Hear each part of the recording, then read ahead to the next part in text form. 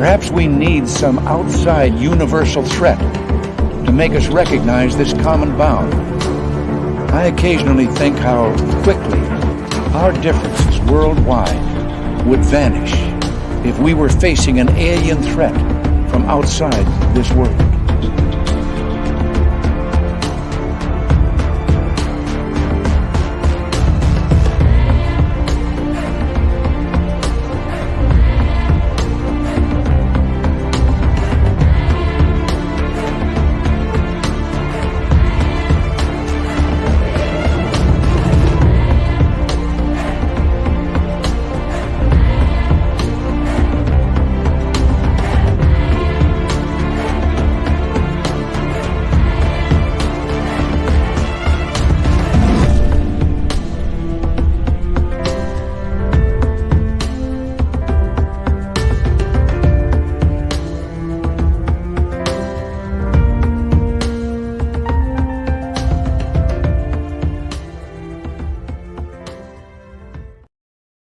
Good evening and welcome to Spaced Out Radio tonight. My name is Dave Scott, and I love being on the air with all of you, kicking off our brand new week with True Crimes. Winnie Schrader is here.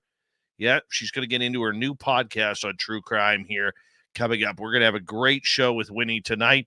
And the best part about tonight is all of you are here. We have SJ in the gold medal position, Laura Lobbs with a silver, Timothman in his goatee with a bronze medal tonight, and Robert Lamoth. Race Fan is here. Race Fan will be signing autographs after the show. Line up to the left of the studio, if you don't mind, to the left of the studio. Hi, Deborah Rooney, Stephanie Kenny Blankenship, Les Paul Holland, Roy Boy, and Chris 716. Good to see you all. Brown Dwarf, Eternity Eternal, Deer Slayer, thank you for coming on in. Babylon Rose, welcome to SOR Chat. Hi, Karen in the Woo Train, Kathy Evans, Cosmic Joe, JSCO. Penny Van returns after a hiatus. Good to see you, Penny Van. All right, continuing on with our roll call. There's Mama Susan. And who's next on our list? Corey, how you doing, my man? Thank you for coming on in. Princess Lion, nice to see you again. The lovely and talented Deidre has returned. Good to see you, Deidre. Scrolling on down. Let us scroll, shall we? T-Bone, my man. How you doing, my fellow Canuck? The lovely and talented and amazing Kira has joined us. Number 26 in your program, starting at left wing from Stockholm, Sweden, Lars Jansson. He's got 36 goals on the season, just so you know. Oh, Dirty Filth has just popped in. He's going to draw a cartoon for us tonight. Yes, he is. Okay, let's continue on with our roll call here. Hello there, Paramarv. Nice to see you. And who's next on our list? It's Millennium, a man. How you doing? Hope the mullet is doing well, bud. And let's see, who else is here? Scrolling on down. It's Phyllis Boucher Perry. Sandra Kincaid, how are you? Sandra, I need you to get a hold of me if you don't mind. I can't figure out how to adjust the pressure on my CPAP. I forget. Wild Berry, thank you for joining us. Doug Shelby is here. The Doug Shelby has arrived, which means we can officially start this show. Canachef Chris, nice to see you. Canachef Chris will be signing autographs after the show as well. Line up to the right of the studio, if you don't mind, to the right of the studio. Moving on, purple-haired Pixie Lara, nice to have you back.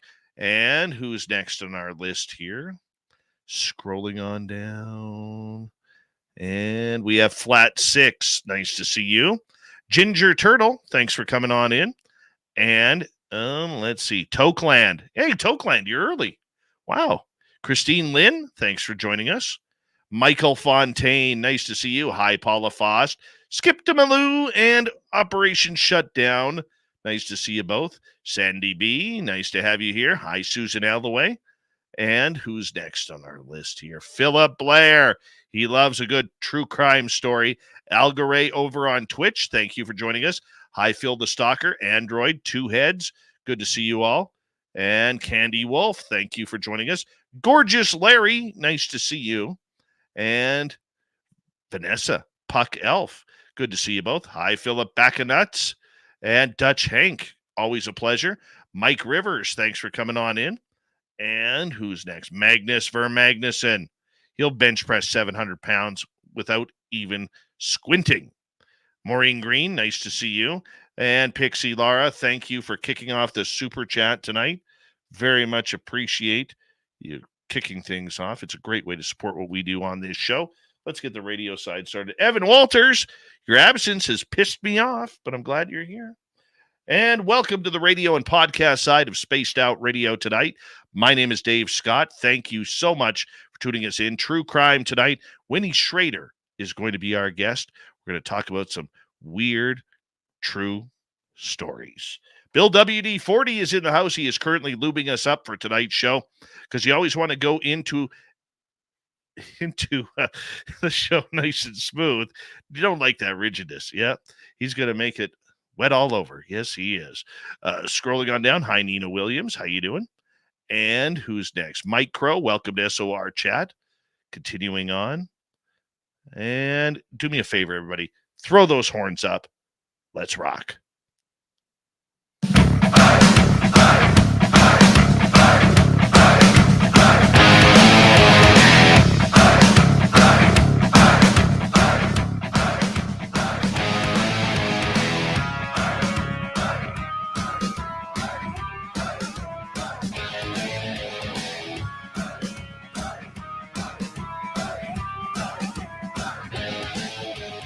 From the mountains of central British Columbia to you listening around the world, this, my friends, is Spaced Out Radio.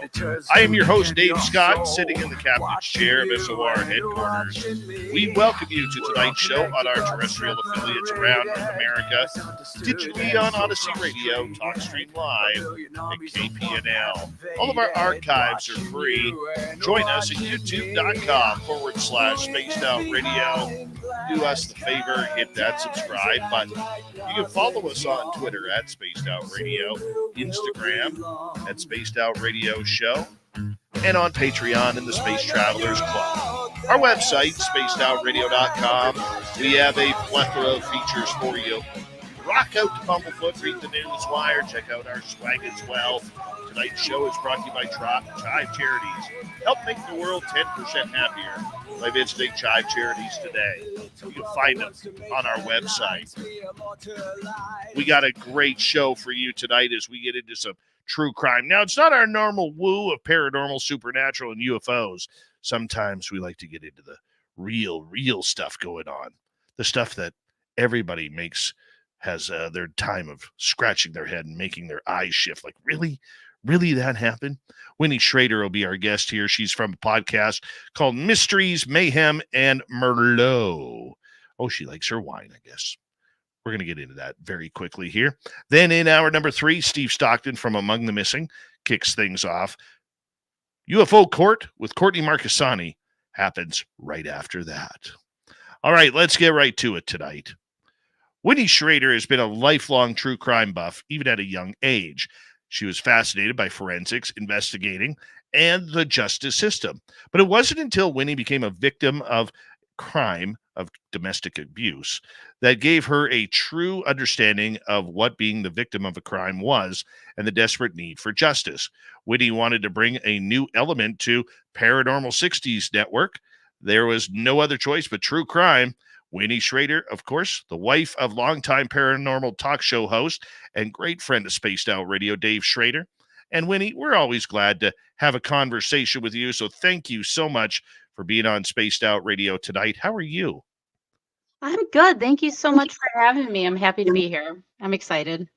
And we're excited to have you here. And I want to say this, between you and Dave, you guys are great supporters of Spaced Out Radio. I know you guys tune in just to listen every now and again and everything. And I want to say a big thank you to that because, I'll say it publicly. Dave, your husband there, he's a hero of mine. He's a radio hero of mine. And, I'm sure he's blushing in the background saying, shut up, Dave, shut up. This is Winnie's time. But you guys mean a lot to us here at Spaced Out Radio. So thank you.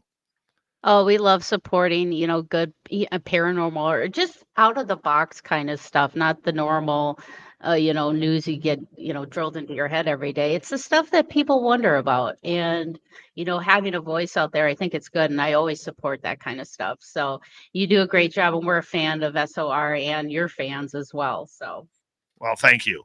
Thank you. Let the love in commence as we continue on tonight. You are a big fan of true crime. You've decided to yes. get behind the microphone now and start doing a little bit of podcasting on a subject that you love. How did you fall in love with this subject? I honestly don't know. I was kind of an odd child. I know it's hard to believe. I liked I loved history and documentaries and things like that. And my first real, I guess you would say, exposure to true crime is when I was young. We had HBO, and I was probably about 11 or 12 years old, and I saw this documentary, Paradise Lost, about the West Memphis Three. And started watching the documentary, and I was just so fascinated by it. And then even seeing some of the evidence pictures, even at that age, I wasn't, grossed out or anything like that. I found it so interesting how they could take something like that and find out exactly what happened just by evidence and forensics. And it just kind of expanded from there. And I've just been obsessed with it. I'm just a true crime junkie. I'm an armchair detective, and I love discussing it. And why not bring it to a podcast? I think it's great. I think it's Yeah. exciting because, the one thing as much as we do shows like this, we focus a lot on the paranormal and UFOs and everything cryptid, but we don't focus enough on the true crime stories that are going out there. I mean, people today are, we're so lost in the mix of what we're doing in our own lives, we tend to forget that there's some naughty stuff going on out there. Oh yeah. Oh yeah. I'm more afraid of real live people than I am of spirits. I'm cool with the ghosts, but yeah, when it comes to especially murder and the serial killers, things like that, it's just I've always been fascinated what triggers a person like that to do that. And I'm kind of fascinated with the psychology of crime too. So it's trying to get all of that. And it's not just true crime like serial killers. We'll go cover conspiracy theories, just weird stuff.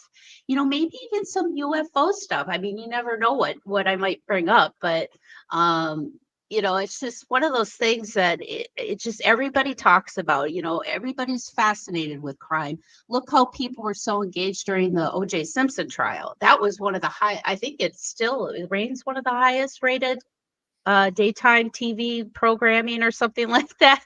But yeah, I mean, people are just captivated, and I just love it. I just love going through the evidence, just digging deep, and sometimes you might even find there might be another outcome that nobody realized. So, My one closest step to true crime mhm, was when I worked at at the radio station in Vancouver, and I was on my way home, and I was asked to take some batteries out to a reporter who was going to be at this crime scene all night.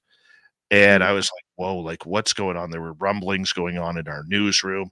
And this was when, and I'm sure you've heard of the case of the pig farm in Vancouver mhm, when yeah, with and when Willie Picton was busted. And mhm, I was there that day that it got busted. And, my journalistic side of me was like, I'm going to hang out here for a little bit. mhm, Like this is just disgusting. It was weird because all of these major news network trucks from the US had raced up there. So here I'm dodging like CNN and Fox News and all the Seattle stations and NBC, CBS, ABC. Like it was just freaky watching this, and just, it's an ominous place. mhm, Absolutely ominous place when I was there. Now it's all been torn down now. yeah, But I mean, the weird stuff about it is, if we want to put in a little bit of paranormal, the way he decapitated those women and mhm, spread their bodies, let's just be graphic here for a second. So if you don't like graphic detail, I'm gonna ask you to just mute this show for a few minutes. Earmuffs. Seconds, yes. But I mean, he was literally putting women through a wood chipper, Hmm. and then he was spreading them out on the grounds. Well, guess what happened? During that time, they subdivided their properties, Hmm. and there was houses, you know, like expensive houses made in this Yeah. cul-de-sac. And you think, I often wonder, are all those houses haunted right now? I And then, don't know that. Ugh. you Ugh. know, like, Ugh. I would never buy in that area knowing that that's where the pig farm was. Well, when you think about it, I mean, most paranormal stories start out with some type of crime. So they are kind of, somebody got murdered in a house, and usually that house ends up haunted. The tragic events. So you never know. Maybe my crime can carry over to the other side. But it's just, yeah, it's like one of those eerie things. And true crime too. It's almost like a train wreck. Everybody has to stop and look. They're curious, but they Mhm. don't want to, they want to stay just enough back where they're not involved. But we like looking through the window and seeing what's going on. And that might be the reason why what drives me with true crime. I like to get to the meat, and I like watching the process in a court trial. Just how the evidence of both sides is given. And there's times where I'm like arguing with the TV. I'm like, you can't, I'm like, stop, you can't do that. But yeah, it's just, I don't know, it's just so cool. And I just really wanted to grasp it and just take it to a show where I could be a little different. I'm not going to just stick with just like serial killers, like I said. So I'm going to expand it. And I'm even going to even ask my audience, is there a subject you guys want me to look into? Because so there might be some obscure cases and weird stuff out there that I might not be aware of. So, even your audience, if there's anything, you guys can email me on, we'll get up my contact information up. But yeah, what drove me to true crime, I was in a domestic abuse situation in high school when I was a teenager. If you go to the Paranormal 60 network on YouTube, my first episode, we kind of did a soft release, and we released the episode that I did with Dave a few years back when he did true crime. And it just, knowing what victims, having that sense of what victims actually go through really gives you an understanding of crime and how both sides are involved, and just that need for justice. And I didn't get justice, but in the normal sense, I guess. But I have forgiven the guy that I was involved with, and I don't hold that hatred, because all it is going to eat me like a cancer. But what brought me to come public with everything was the Gabby Patino case. And I felt like I'm Gabby Patino. I was to the point where I was either going to be in a hospital or in a casket with my relationship that I was in. And I got out. But unfortunately, like people like Gabby Patino, and there's many, many women out there that do not get out. And I wanted to be a voice for women, to say, hey, enough's enough. We can't be silent anymore. So, I might even bring some cases with that as well, and see what we could do with that and help women that are in situations. If people need to reach me for that, feel free. I will help you in any way I can. But that's what really kind of drove me, I think, to the passion and wanting to share it with an audience. So that's kind of what pushed me to finally get on the mic and do it. So, I think it's great. Anytime you get to mhm. bring attention to these subjects, it's always good, because it never hurts anybody to know that there are options out there, Oh, yeah. and when people start to Mhm. uh, get get into a struggle mode and fighting for Mhm. themselves is when they don't feel they have options. And there are plenty of options out there. Some may fail, but there's always somewhere you can turn. And I think it's wonderful that you're doing this, and using your own experience as a catalyst to really enlighten people, knowing that there is help out there. There are options, Mhm. in order to move your life forward. So good for you for doing that. Yeah, yeah. There's, I know feeling being in an abusive situation, you feel a lot of shame. You don't have to feel shamed. If you need help, reach out. That's all you need to do. So that's the start of your new life. That's all I get. That's all you can do. It's just tell them to reach out, and hopefully they do. But yeah, like going back to like looking at all aspect of things and thinking outside the box. The one case that just popped in my mind was The Staircase. Have you watched the Netflix series The Staircase? Did you I watch have it? not. You know what's Okay. weird, Winnie, is Mhm. a lot of the programming that you get on Netflix or Amazon down there, we don't get up here in Canada. Oh, you don't? Oh my god. Well, actually, I think it might be on Max. I'm not sure. Well, but that case in particular, if you're familiar with the case, Michael Peterson was an author. His wife, Kathleen, was found dead at the bottom of the staircase. Blood was everywhere. She had lacerations and gashes all over her head. That's what caused her to die. Was she bled out from those wounds? Immediately, the police honed in on Michael and they built a case around it, and they found him guilty. And he kept trying to prove his innocence. And, I thought he did a pretty good job, but it got to the point where he ended up just putting in an Alford plea. And what the Alford plea is basically you say you're guilty of the crime, but you don't have to be in jail anymore for it. So it's kind of basically covering the state's behind, knowing that they screwed up in a case. But one of the aspects that didn't even really get looked at, it was kind of poo-pooed as funny as weird, was a lawyer came forward and he said, has anybody ever thought that these wounds could have came from an owl? And there was like a very sliver, because they were saying that Michael Peterson had this blow poke. A blow poke is a long metal tube that you stick into a fireplace and you blow into it to get oxygen to get the flames higher and hotter. They said that he beat her over the head with it.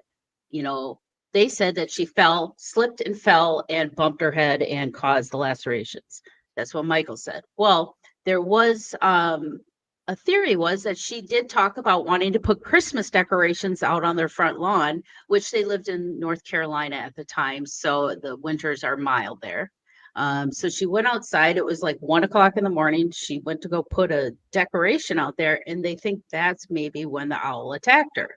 And when you look at the wounds on her head from the autopsy photos, it's pretty compelling that it looks like claws from some type of bird of prey. I mean, it's like large talon marks. But it was just like the whole documentary, everybody just kind of pushed it away like it was just a dumb idea. Why are you bringing this theory to me? This is stupid. To me, that seemed the most plausible cause of her injuries and death would it would have been an owl claw. But like I said, so it's like things like that really intrigued me.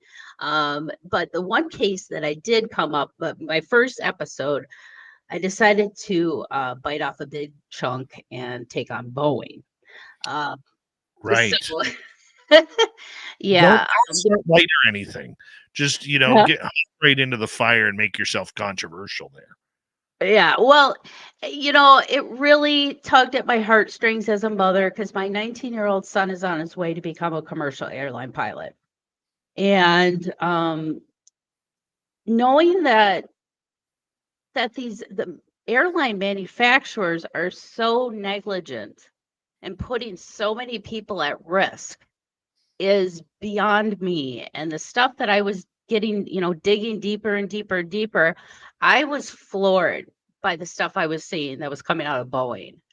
And I'm to the point where if it's Boeing, I'm not going because I can't trust their planes. I can't. I've gotten to the point where I'll refuse to get on a Boeing plane. I said it publicly, but somebody needs to take Boeing to task. And right now that's the problem that they're going to have is they're having a shortage on planes because airline companies, when they purchase planes, they have to be in service. And once they hit a certain amount of hours in the air, that plane's got to go. So they order all these new 737s. Well, now with all the FAA inspections, now there's a back order on planes. So it's just because Boeing keeps screwing up, and I don't know what it is. I don't know why they can't get their stuff together. They used to be this great American innovative company that was built by engineers for the love of engineering. And now it's become this, I don't even know. I honestly don't even know. I wouldn't even call it a manufacturing plant. I don't know what they're doing over there, but obviously it's not much. They're not doing the job, that's for sure. My goodness. We're going to get more into that story when Mhm. we return at the bottom of the hour with Winnie Schrader as our guest here on Spaced Out Radio. Your love of true crime, your love of being able to research the stories. What is your favorite topic to cover? Is it stories like Boeing, where it's almost like corporate espionage pulling the wool over the public's eyes, or is it the crime aspect of serial killers and people maybe getting ripped off out of money or life or whatever it may be? Um, it's really hard to say because even though it falls under the crime umbrella, there's so many different aspects. Like I love conspiracy theories and like Boeing, like just that espionage, the fraud, things like that. I do love that kind of stuff. I love people, or not people, but I love cases where like there's people that have like uh multiple lives and they're hiding it from all these people. Like I don't know if you ever saw the Tinder swindler. he was he was getting money from all these women, and he had all these women on the line and none of them knew about each other. It was ridiculous. My But stuff goodness. like that I love that. But I do love serial killers as the aspect of the psychology of it. Right. What triggers them, what causes them, what's that one thing that flips that switch and causes them to want to murder and kill and torture people. You know what? One you have to do, and this is one of my favorites. I'm a sports junkie. Okay. Hmm. And not as bad as I used to be when I actually worked in sports. Okay. But the story of Aaron Hernandez, the former New England Patriot who went to prison for murder and then decided to take his own life because his contract was running out. And if something had happened to him, his family would have gotten like an $8 million bonus Hmm. from the contract. It's an incredible story. There's a six or seven part series on Netflix regarding it, and it is actually one of the I've actually watched it twice now.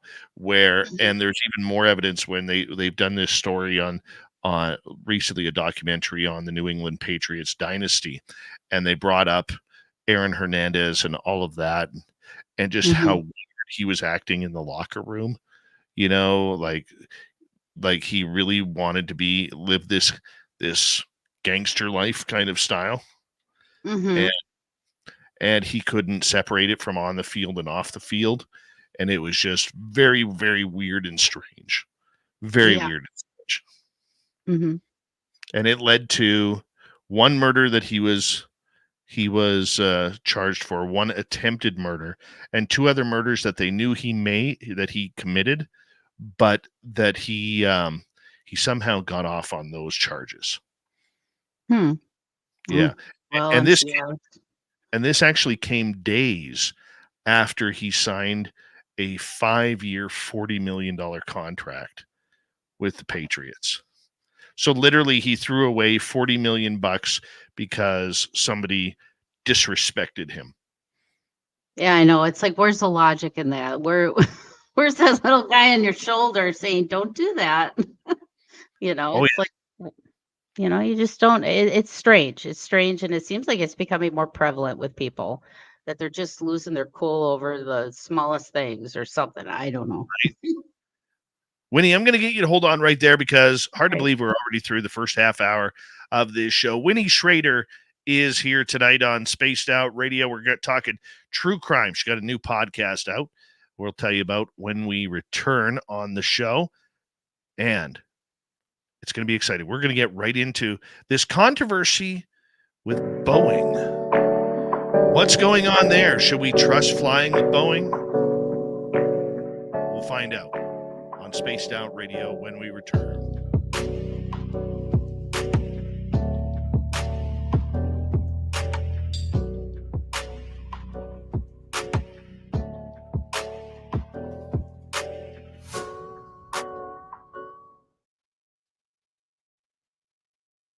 All right, we are clear. And don't forget that our audience on radio cannot hear us, but YouTube and our podcast side can. Hi, YouTube audience. Mhm. Dave's texting me. Hold on. I was like, oh, and maybe we might have a Dave sighting. Who knows? Oh, well, Feeling he's gonna creep in here, and all of a sudden I'm gonna see his face, and my he's gonna. that's going to be awesome. Well, he's in the chat gosh. room right now, so Oh boy. I have this itchy eye. It just will not go away tonight. It's allergies. Get in there. There we go. I think that's There. why my cold has lasted so long. Is I've been dealing with allergies on top of virus, so it's just been like Start shooting hot sauce. No, I should. I'm gonna go take some hot. I have Fireball. I'm a big Fireball girl. Well, I used to love Goldschlager. I like cinnamon. But yeah, it's yeah, I should take a shot of some Fireball or something. It's been brutal, especially here in Minnesota too. We had a very mild winter, so we had. Same. Oh, it's just like the mold is everywhere. I'm just like, oh gosh, the outside is trying to kill me. We're all preparing now here for forest fires. Yeah, I know. I'm kind of worried about that too, because they're saying, yeah, we're going to have droughts because we didn't have any snow or not a lot of rain. Yep. We've already had one forest fire in our area, and it's like April. It's like, come on, let's just get through this. Well, thank you, Deidre. Look at that nice comment. Dave looking like a rock star in that cap. Yes, he is. Yes, he is. That's a cool hat. I like it. I got this at a gas station just outside of Rachel, Nevada. Oh, does she love it when you find those just cool things at like a gas station? It's like right? Score. Yep. When I saw this, I got this one too. So this one was kind of cool. Oh, I like that one. Yeah, and then this one for a close-up. Oh, that was cool. Yeah. I'm a big fan of it. I designed all the shirts for Swag Shop, and I'm trying to come up with some ideas for some cool alien ones. PNGtree.com. PNG Tree? Yeah. Yes, Kira, you were with me when I got this hat at the snack station. That was a long ride back.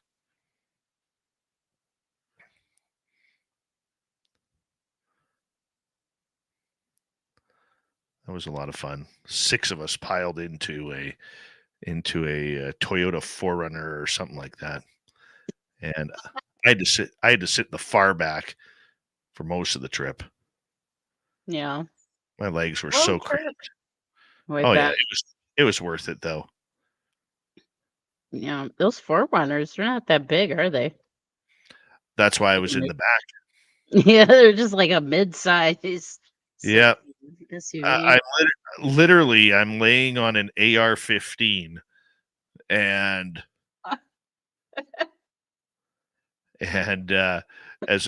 tried to make myself as comfortable as possible, but then we all went shopping at a couple of the souvenir stores or the one souvenir store and then in Rachel.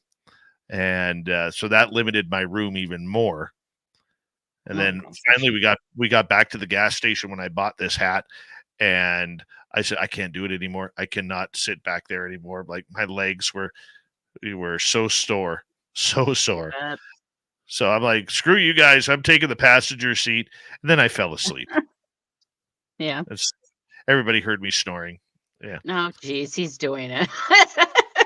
Oh, there he is. The legend himself. Little Davy Schrader, everybody. Yep. I do this. He's gonna his hand waved. Tim Mothman in your goatee. Do me a favor. Please repost the link to Winnie's YouTube channel. I'd appreciate that. And we got about 30 seconds here. Thank you tonight to Debaruni, T-Bone, Bigfoot Rob. I will be on Bigfoot Rob's YouTube channel tomorrow at 6 p.m. Pacific for an interview with him. So make sure you all tune in there. Rob dropped the link if you're still around. And Pixie Lara, thank you for the super chat. Don't forget you can shop at our Spaced Out Radio store. We do not have ugly swag, people. No ugly swag. Here we go with the second half hour.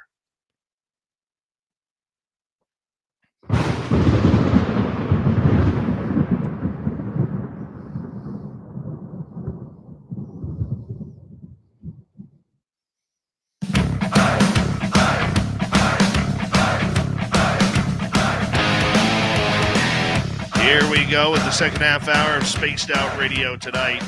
Good to have you with us. My name is Dave Scott. Yeah, I'm the Canadian who wears a lot of tinfoil around these parts. Yeah, I want to remind all of you that if you're looking for some free entertainment, check out our archives at youtube.com/Spaced Out Radio.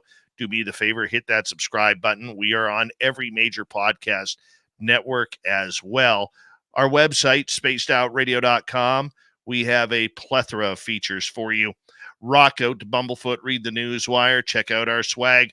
Follow us on Twitter at Spaced Out Radio, Instagram at Spaced Out Radio Show, and on Patreon in the Space Travelers Club. Here we go with Winnie Schrader. We're hanging on out, talking some true crime. And why are we doing this? Well, because it's a fun topic. It is a fun topic indeed, and we want to make sure that we support her new show. Thank you. Do us a favor. Tell everybody where they could find your podcast. Well, you can just go right to the paranormal60.com and then just click on the Paranormal 60 Network tab. And then you'll see all the shows. You have Dave's show, and then we have a couple other kind of paranormal shows. But then right below it just says True Crime coming back, and there's my banner. You can subscribe to Dave's RSS feed if you just do the audio podcast, or on his YouTube channel. It plays live on Saturday at 9 p.m. Otherwise, if you miss the live, you can just find the actual just whenever you want to watch it on my channel on YouTube as well, which is Mysteries, Mayhem, and Merlot on YouTube. So, and I'll make sure that if you need any links, I'll make sure I get them up for it. But yeah, just go to the Paranormal60, that's 60.com, and then just click the Paranormal 60 Network tab, and you can find everything from YouTube to audio podcast platforms. That'd be great.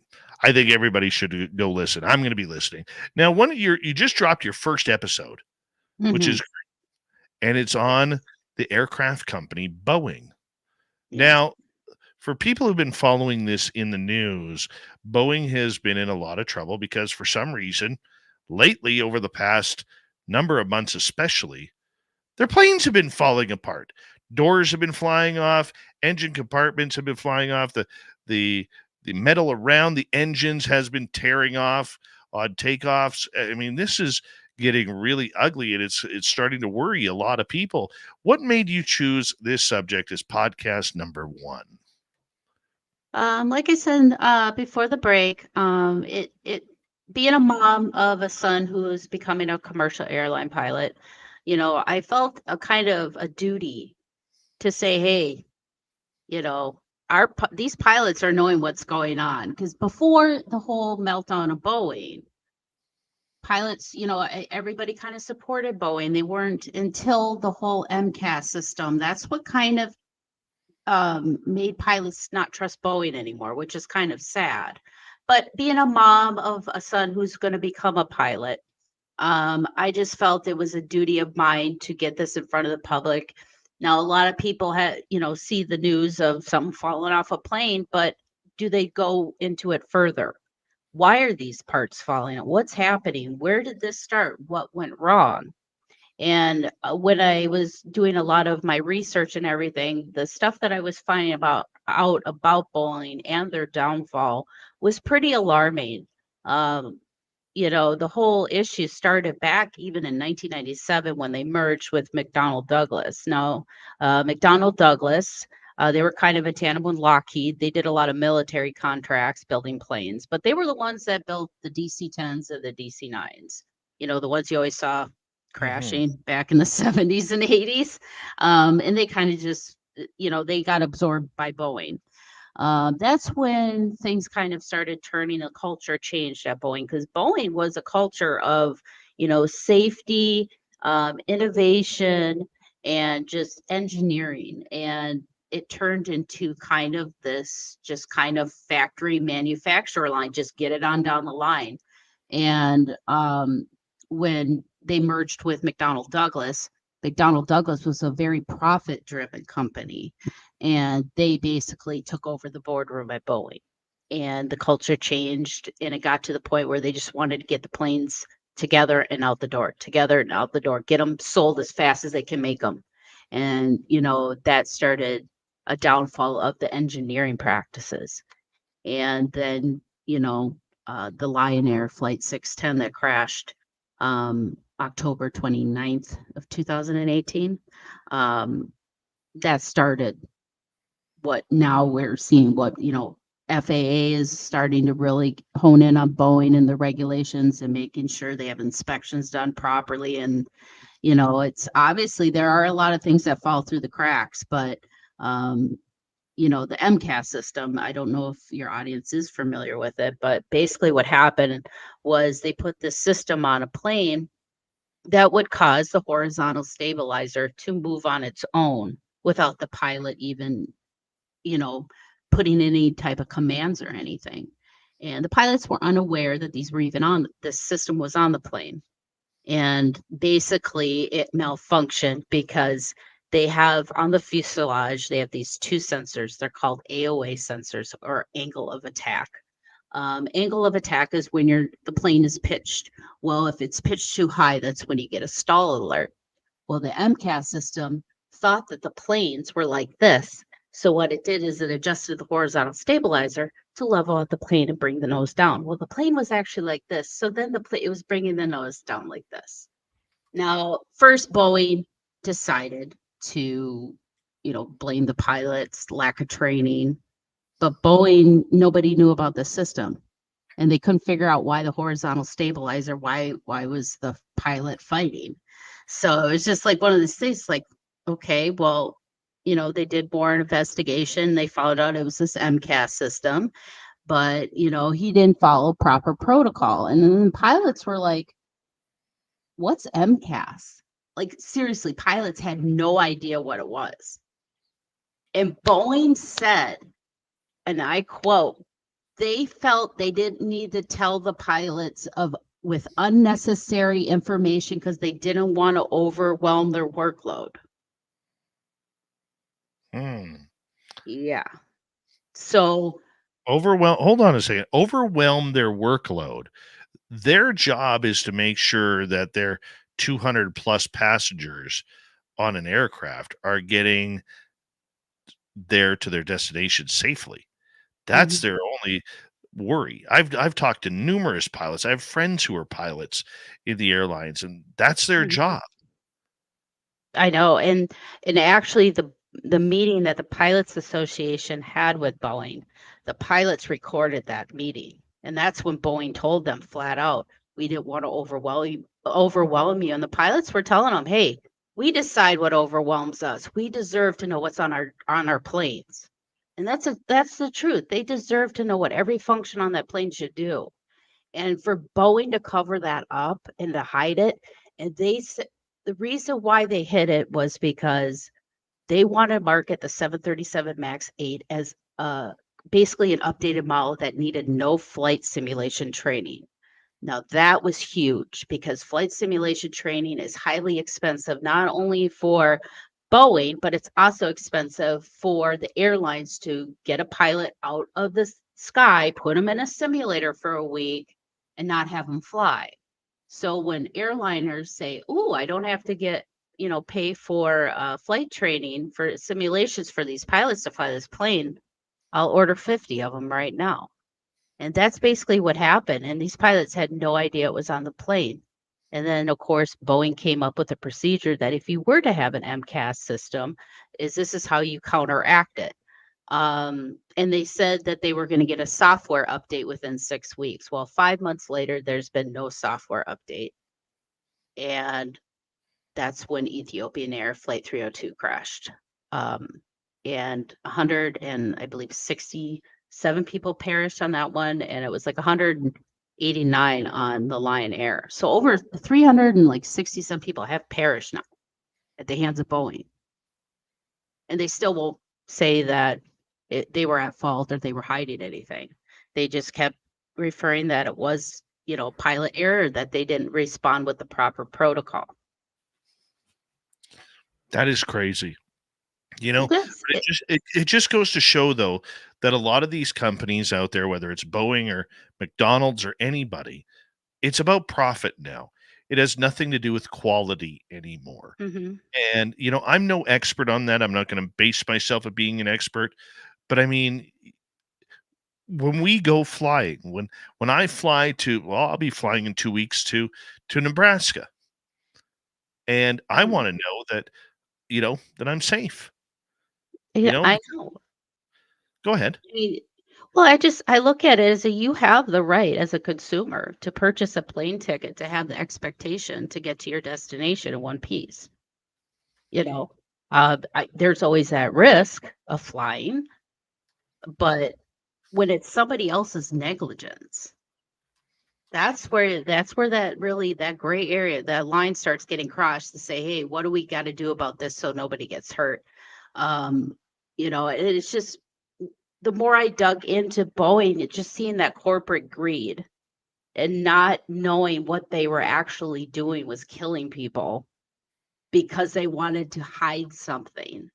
And it's so disgusting to know a company would do that. And to have David Muhlenberg, who was the CEO at the time, not even look at the families and look them in the face and say, I'm sorry. He just kept blaming the pilots. Well, one of the top pilots, Dennis Tajer, who is the chair of the Allied Pilots Association, he got into the flight simulation of Ethiopian Air. They programmed it the way everything was, the weather, the wind, everything. He had the same outcome as those young pilots. And he's a veteran 737 pilot who's flown 737 over 30 years. And he had the same outcome. Come to find out, you had a 10-second margin of error to correct the MCAS system. And if it went past that 10 seconds, your plane was going down no matter what you did. So Boeing had some explaining to do.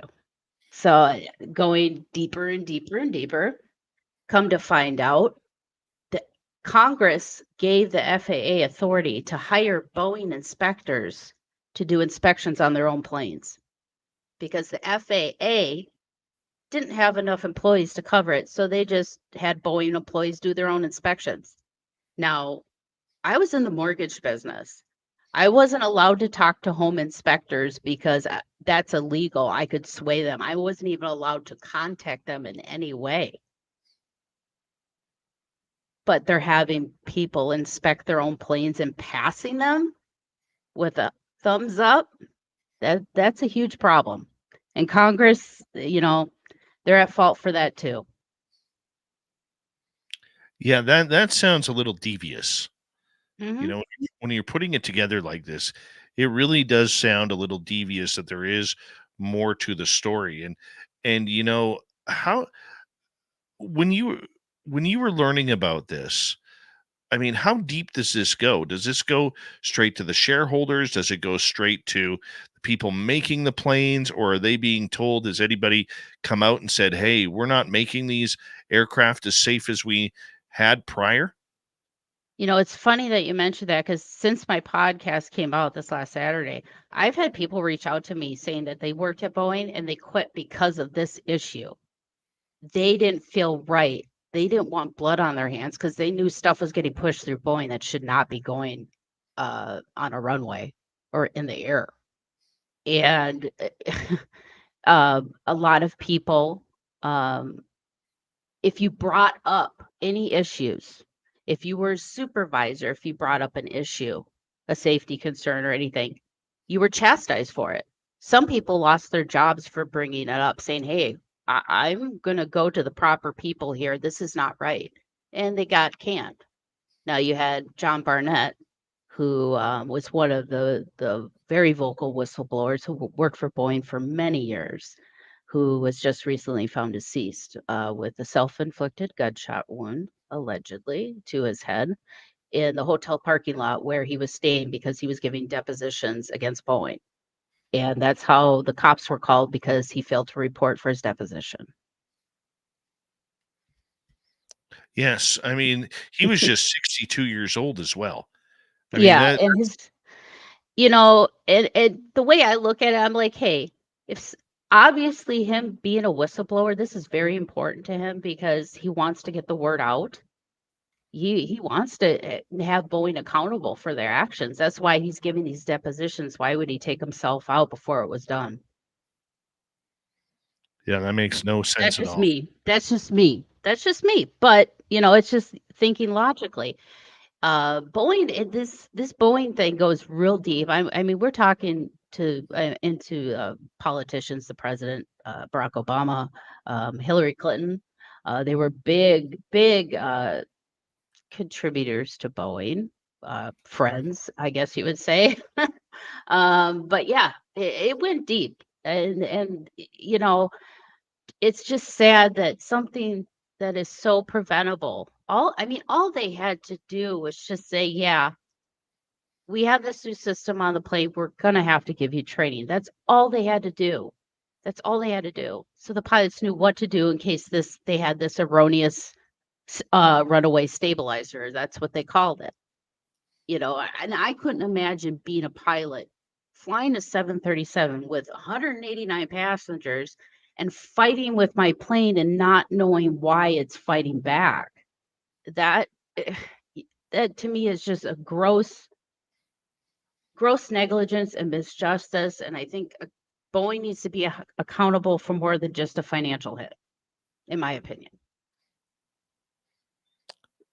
Is that what the FAA is starting to lean towards as well? Have we heard from them? Well, the FAA, they've really honed in on inspections, and that's what's going on right now, because now airliners, there's a back order of 737s because there are so many issues they're finding at Boeing. They just had an audit, and I think out of like 90 audits, like 40% of them didn't pass inspection. And, this is a huge issue. I mean, they're not making toothpicks here. These are airplanes that transport people across the globe. You can't have these things falling apart on the tarmac, in the air. Just a couple weeks ago, we had a tire just fall off an airplane after takeoff. There's no reason for this. Now, it could be a lot on the maintenance and the airlines. I'm sure some of that falls onto them. But when they did the inspection of the Alaskan Air where the door plug flew out, there was missing parts that were supposed to be there. They were just not even put in. And the video, because Boeing had to put, I believe, like these security cameras in their plants and to watch the line as people are working on these planes. The one where the door plug was repaired that blew out after it was repaired, that video got erased by accident all of a sudden too. Why do those videos just always seem to be erased by accident? I never understood that. I don't know. It's very convenient, but I did hear some news reports that the door plug was not put in with proper lubricant that they used to slide the door in and bolt it down. The guy decided to use Dawn dish soap. No, that's just I've heard reports of that, but that's what I've been hearing. I'm like, really? This is where we come to, Boeing? You're using Dawn dish soap to lube your parts so they get in there right? I mean, come on. Let's get with it here. I don't know what Boeing's future is going to hold, but they better do something real quick because it's getting to the point where people are going to start refusing to get on their planes until something's done. And I don't blame them. I mean, there's places where you can book airline tickets now where you can choose not to fly in a Boeing plane. That's how bad it's gotten. So basically, that would leave Airbus as the only real institution for And line traffic. And this is why we see a lot of airlines switching over. I know Air Canada used to be a very large supporter of Boeing. They have switched their entire fleet over to Airbus. Mm-hmm.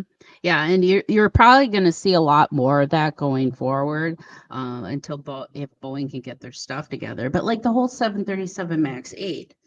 Now, the whole reason why that plane was, or the MCAS, and why they designed the plane the way they did was because of Airbus. They came out with the A320neo, which was like the A320, but it had these like big fuel efficient engines on them. Well, Boeing was like, well, I want a piece of that too. So they built these big engines and they were gorgeous. Well, they're like, well, what are we going to put it on? Well, let's just put it on the 737 and let's call it a MAX 8. Okay. Well, then they realized the 737 has lower ground clearance than the A320. So when they put these engines on the 737, the engines were they didn't have enough ground clearance. So if it would have landed, the engines would have smacked on the tarmac. So they flattened the bottom sides of the engines. So that's why you see the 737 MAX engines, they kind of have a flat spot. Well, then they realized that the engines were too big, so they had to move them forward on the wing. That's why MCAS wasn't put into the plane, because when they took that plane for a test flight, once they put on the new engines, the engines were so powerful, it was causing a nose up issue mid-flight. So that's why they introduced the MCAS system to manually trim out the plane. Well, automatically manually trim out the plane, because normally when a pilot takes off, they're in manual control of the plane. So what the MCAS system was supposed to do is adjust the horizontal stabilizer so the pilot didn't have to. It's just one less thing the pilot didn't have to do. And the AOA sensor was supposed to give that data to the MCAS system so it knew exactly where to pitch the plane. Well, that sensor was bad. So it was giving the data to the MCAS system. It was giving it bad data. So that's why the MCAS system was even introduced. So instead of engineering a plane around these engines, they just slapped them on a 737. So that's why MCAS was instituted into the 737 MAX 8. And that's why those two airliners crashed, unfortunately. Well, that's terrible. We have about 90 seconds to go before we have to go to break. At the top of the hour, Winnie Schrader from the podcast Mysteries, Mayhem, and Merlot is here tonight on Spaced Out Radio, and we're talking true crime. So before we wrap up this segment, what do you think the government and the FAA is going to do in this situation? Because it is a long-term process for changes for a company this big to actually happen. Yeah, they're going to have a financial hit. There's no doubt about that, because right now they constantly are having to ground planes until they can get these inspections done. Whether the government, the federal government and the FAA try and maybe speed up the process by expanding their employment to get other, inspectors, maybe, I'm not sure. The last I've heard is just that they're just continuing to do inspections and they're auditing Boeing. So the FAA and the federal government, they are working in tandem to really kind of get into Boeing's, backside and be like, okay, we're here. You better straighten up, because, it's getting to the point, because the FAA was at fault during that time as well, because they were the ones that gave Boeing to hire Boeing employees to do their own inspections. So they are at fault too. But I think they've righted their ship. They're really nailing Boeing to the floor, saying this is what you got to do. We have to abide by these regulations and restrictions, and we need to make sure that the airplanes that are leaving this plant are safe. And the reason why is because Boeing was in Washington State. They've always been in Washington State. But what Yes. happened is Let's hold that thought right there. Right. We are going to go to break here. Winnie Schrader, Mysteries, Mayhem, and Merlot. True Crime coming up next. This is Spaced Out Radio with host Dave Scott.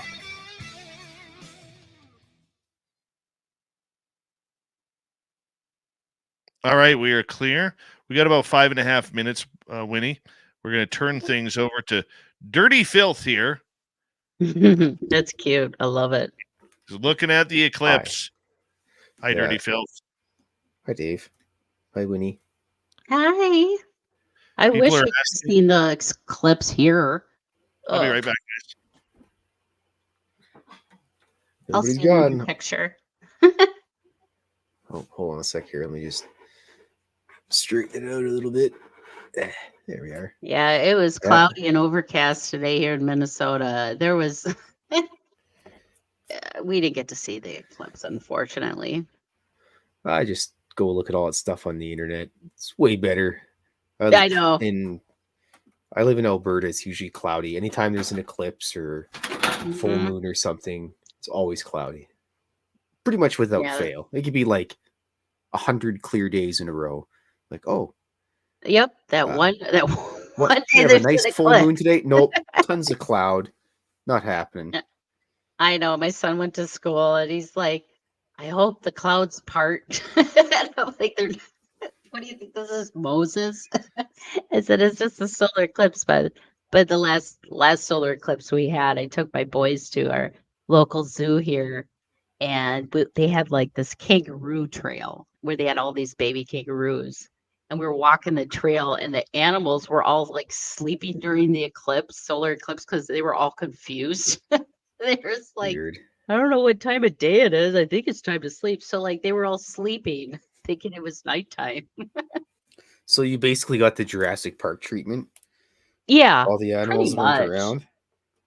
Yeah, At least there was no running and screaming and trying to escape like right. tigers or something. Yeah, it's always going to be that one guy that stares at the eclipse, though. Unbelievable. I know. I was really bummed because I was like, oh, it'd be kind of cool just to.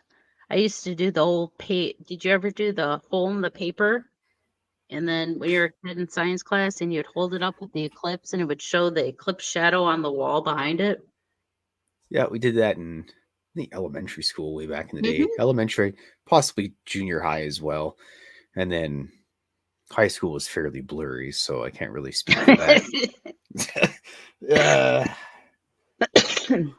I did finish high school though, so I'm good on that. Yeah, me too. I was Or the millennium class. I've been out of school for 24 years now. Oh my gosh. Ugh. Yeah, I went to animation school after high school. Couple, I don't know, 7-8 years after high school, I went to animations. I think that's it. My timelines are very blurry, but anyways, I went to animation school in BC. So the 4 years I was there, not a chance to see anything besides just clouds. So Vancouver, I went to be specific, and it's always rainy and cloudy in Vancouver, and I actually enjoyed it. Coming from sunny Alberta, you can just see the ends of the universe if you go up to the wilderness, to the boonies at night. But Vancouver is nice. I love the dreary raininess. Oh, see, I that gets old for me. Every once in a while, I like it, but I don't know. I like a comment. I'm really hearing Winnie's Minnesota accent come through now. Well, you guys be familiar. You guys are Canadian. We're like Canadian light here in Minnesota. Yeah, I always say that. Basically, they should, I don't know, trade Minnesota and Alberta or something. They're basically the same places. So right. I guess you're a little closer to Ontario. I'm sorry. I don't. Honestly, I know Winnipeg. I've been to Winnipeg. What is that, Ontario? No, Winnipeg is Manitoba. Oh, so That's that's the where one that's right above us, the Manitoba. legendary Grant Cameron lives in Manitoba. Is he a hockey There's a lot player? of- No, he's a UFO guy. Oh, I was gonna say there's a lot of hockey players that are like Minnesotan and Canadian. But yeah, We always like everybody. to joke that Regina, or no, um, Winnipeg. We always joke that Winnipeg doesn't have an airport. It's kind of a Canadian inside thing. And Oh, then we is call it it? Winterpeg because it's Winnipeg. It's winter all the time, and they just got tons of mosquitoes. And Yep, yeah, that's what it is all the here. provinces make fun of each other. Yeah, I bet.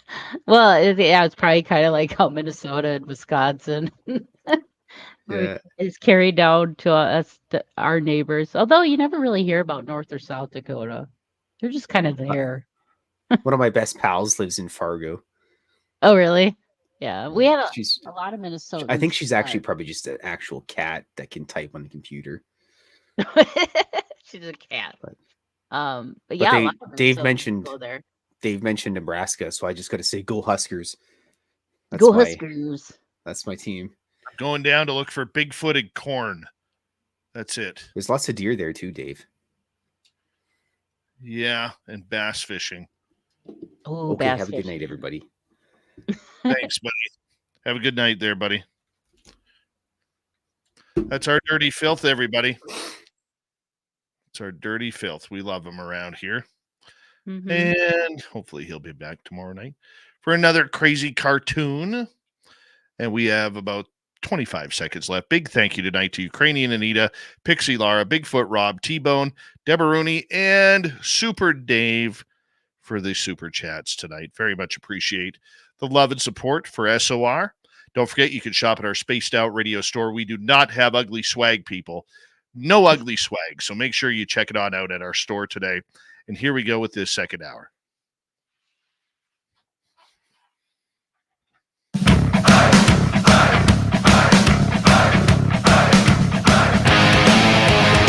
Hour number 2 of Spaced Out Radio is now underway. Thank you for joining us. My name is Dave Scott. Always appreciate earning your listening ears wherever you are on this beautiful planet we call Earth. Hello to everyone listening in on our terrestrial affiliates around North America, digitally on Odyssey Radio, TalkStream Live, and KPNL. All of our archives are free. You can join us at youtube.com/Spaced Out Radio. Do old Davey the favor. Hit that subscribe button. The Desert Clam has set the password for tonight in the SOR Space Travelers Club. Ultra Crepidate. Ultra Crepidate is your password. Use it wisely, Space Travelers, as the Clam sets a password each and every night right here on Spaced Out Radio. Our website, spacedoutradio.com. We have a plethora of features for you. Rock out to Bumblefoot, read the news wire, check out our swag as well. Follow us on Twitter at Spaced Out Radio, Instagram at Spaced Out Radio Show, and on Patreon in the Space Travelers Club. We continue on tonight with Winnie Schrader. She has a brand new podcast called Mysteries, Mayhem, and Merlot. I'm going to assume that's her favorite wine.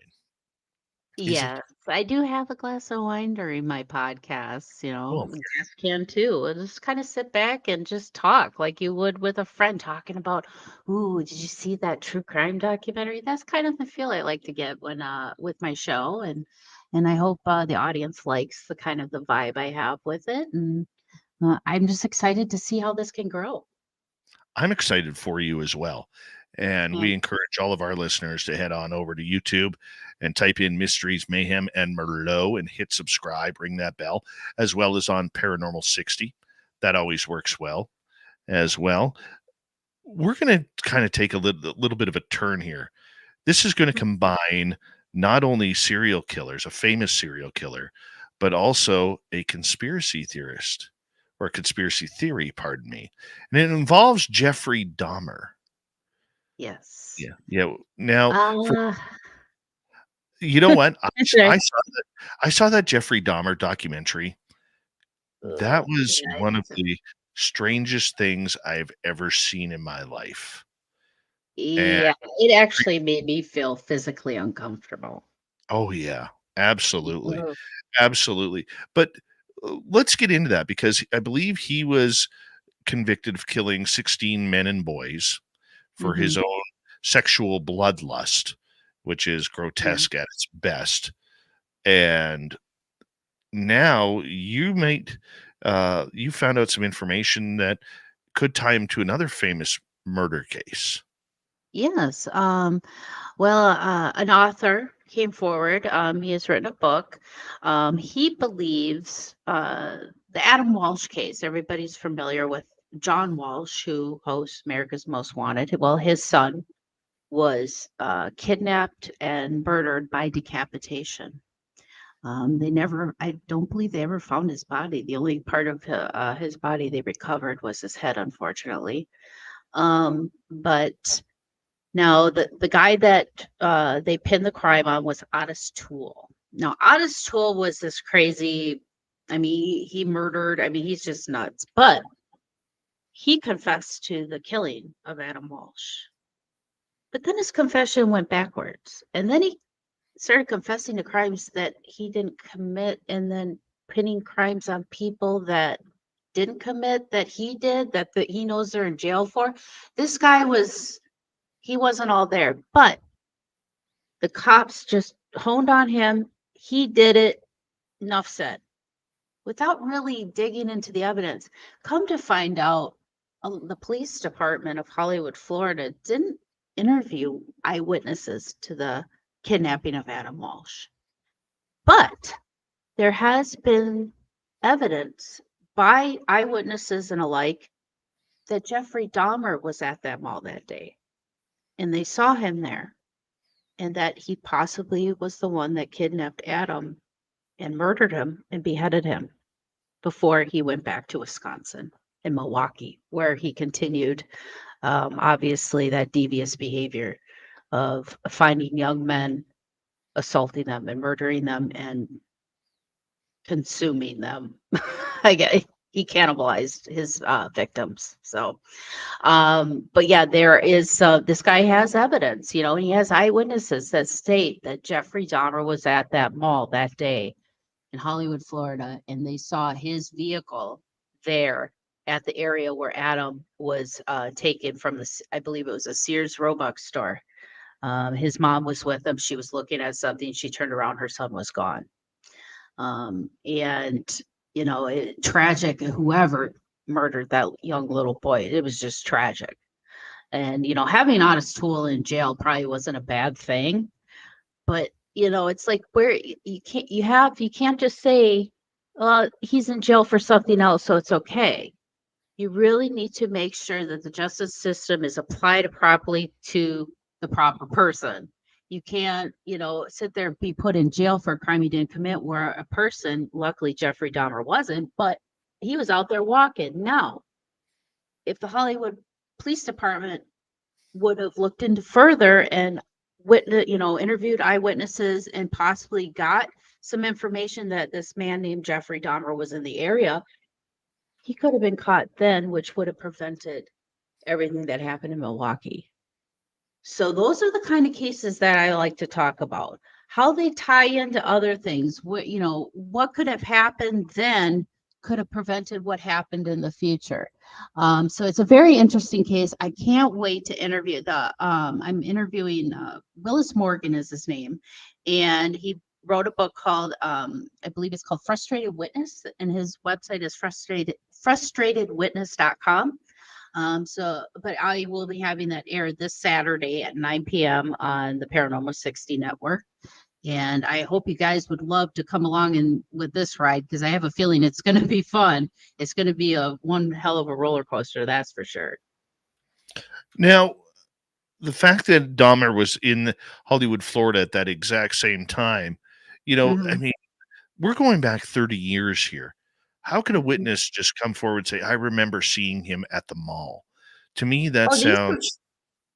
Yeah, but these were people I think were trying to give statements even close at the time it happened, just nobody was listening to them.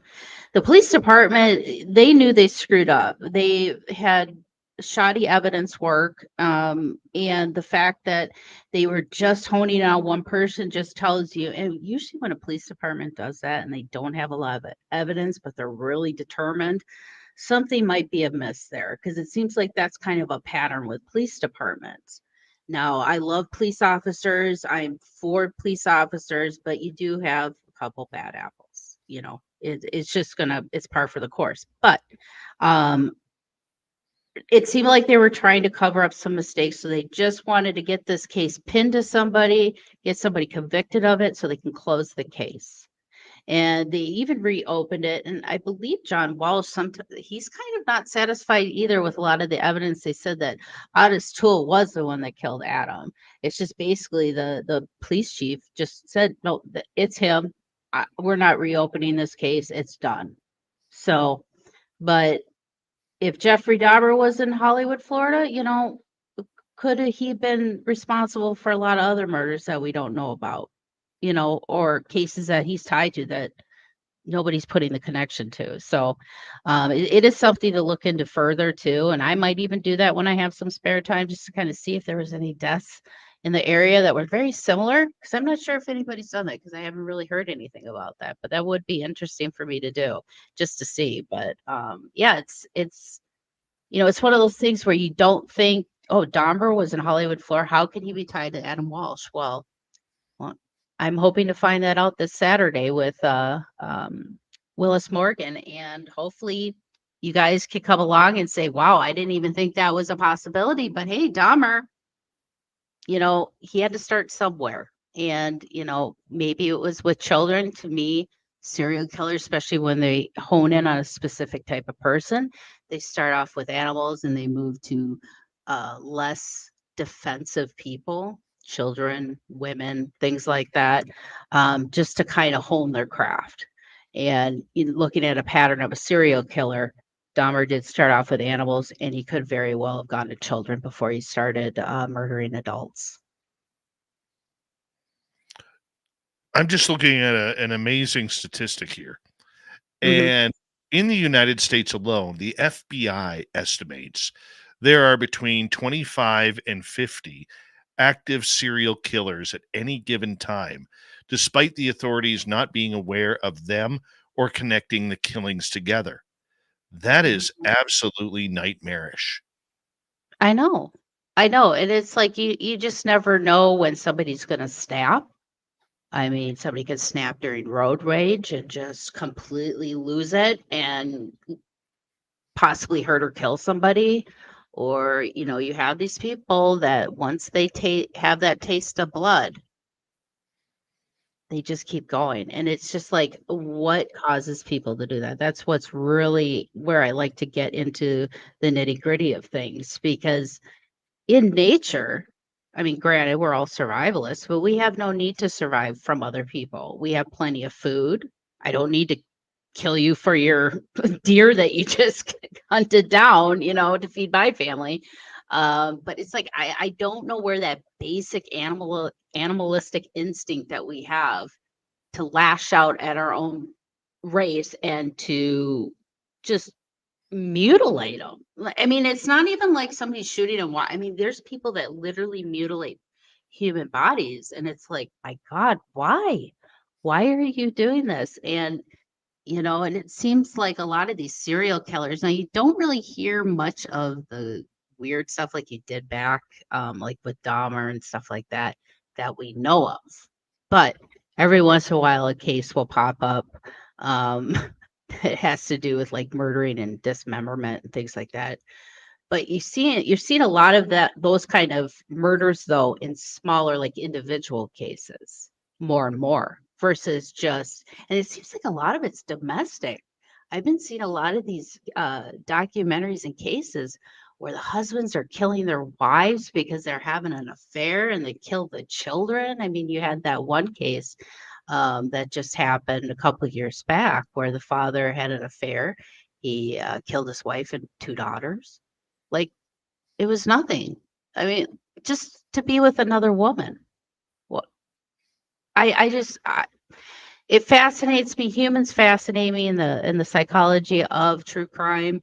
And That's why I just want to dig into it. I mean, there's so many fascinating cases out there. Another one I like to really look into is Munchausen by proxy. Have you ever looked into any of those type of cases? That's just, it's a little bit too off the wall for me. I will tell you that.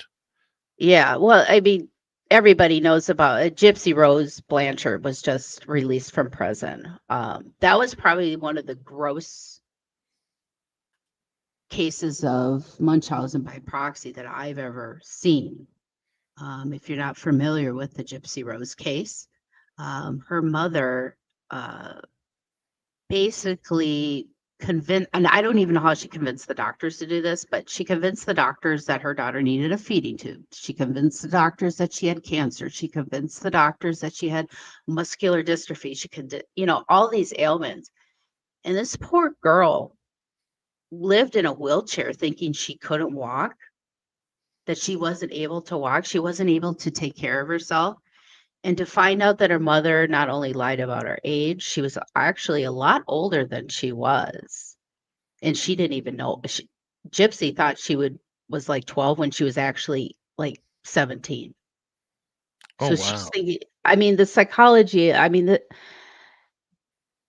Gypsy Rose, honestly, I don't blame her for what she did. And what happened is she met this boy online and they decided to develop a relationship. And so it just, the conversation ended up turning where he was going to come down here or down there where she was living in Missouri and to murder her mother so she could be free. Because she found out that she wasn't sick. She found out that she didn't need to be in a wheelchair. She found out that she could walk. I mean, her mom convinced her she could not walk. So Gypsy literally would drag her feet, knowing she could get up at any moment and walk away. She had no clue that she could do that because her mother convinced her and everybody around her that she was that ill. And she was giving her daughter medication she didn't need. I mean, we're talking hardcore chemotherapy type medications, strong medications, feeding tube. Her daughter didn't even get to eat sugar. She told her daughter Gypsy that she goes, "You're allergic to sugar, it'll kill you." So she never had sugar. Anything. I mean, can you blame somebody for wanting to, when you find out the truth, wanting to get out of a situation like that, and you feel the only way you can do is if you have to kill your way out? That's a very compelling case for me. And it's very fascinating. And, granted, what Gypsy did was wrong. But to understand the psychology of what she was going through, that's pretty much she was abused and tortured her whole life. And didn't even know it. That's the sad part. She didn't even know she was getting tortured. And then to find out that her mother was like this, could you imagine the feeling of knowing your mom was doing this to you and it was harming you more than it was her, helping you? Oh my God, I can't even imagine that. I couldn't imagine what that would be like either. I mean, I Yeah. could, I look at, there's a number of famous cases about this, but just the fact that a parent is so sick in their head that they take it out on their child, and who knows what those type of medications and drugs that they're on and mixing them is doing to the organs of the child. I know. And it's so strange to me when you go through the Gypsy Rose Blanchard case, how these doctors didn't pick up. I mean, it was probably maybe a couple years before the murder that Gypsy, like one of the doctors started flagging this for Munchausen by proxy. She's like, I don't think she has all this. And she was actually trying to push it through. And there was another doctor too. But it's like, I don't know how her mom did it. I don't. Like, how, being a doctor, like, why would I put a feeding tube in somebody who doesn't need one? I just don't understand. Was this young lady able to sue the doctors for the mischaracterization of her illness? Well, the problem is that once Gypsy's mom, Dee Dee Blanchard, started getting this Gypsy started trying to become a teenager. She would, she stole money to get a laptop. She got herself a laptop so she could communicate because she would sneak in and use her mom's laptop to see what was on the internet. But if her mom caught her, she was in trouble. So she hid and got her own. But to know that she did when she became a teenager, to know that her mom decided instead of coming clean, she decided because she knew that Gypsy was 18 at this time. Gypsy didn't know it, but she knew it. So she went to try to declare Gypsy as incompetent and that basically her mom was going to be her conservatorship and be her legal guardian and be her legal voice. And she made Gypsy sign it unknowingly what she was signing. So, there could be some contention. You would think there would be some type of malpractice lawsuit there, and I'm sure there is. Whether they go down that road, I don't know if there's any type of time restrictions. Like, do you have to file a lawsuit within a certain time frame of this of the incident? Because it's kind of hard to know when it started with Gypsy, because it's like she's been dealing with this since she was born. So it's sad, but there's a lot of cases of Munchausen by proxy. It's pretty scary.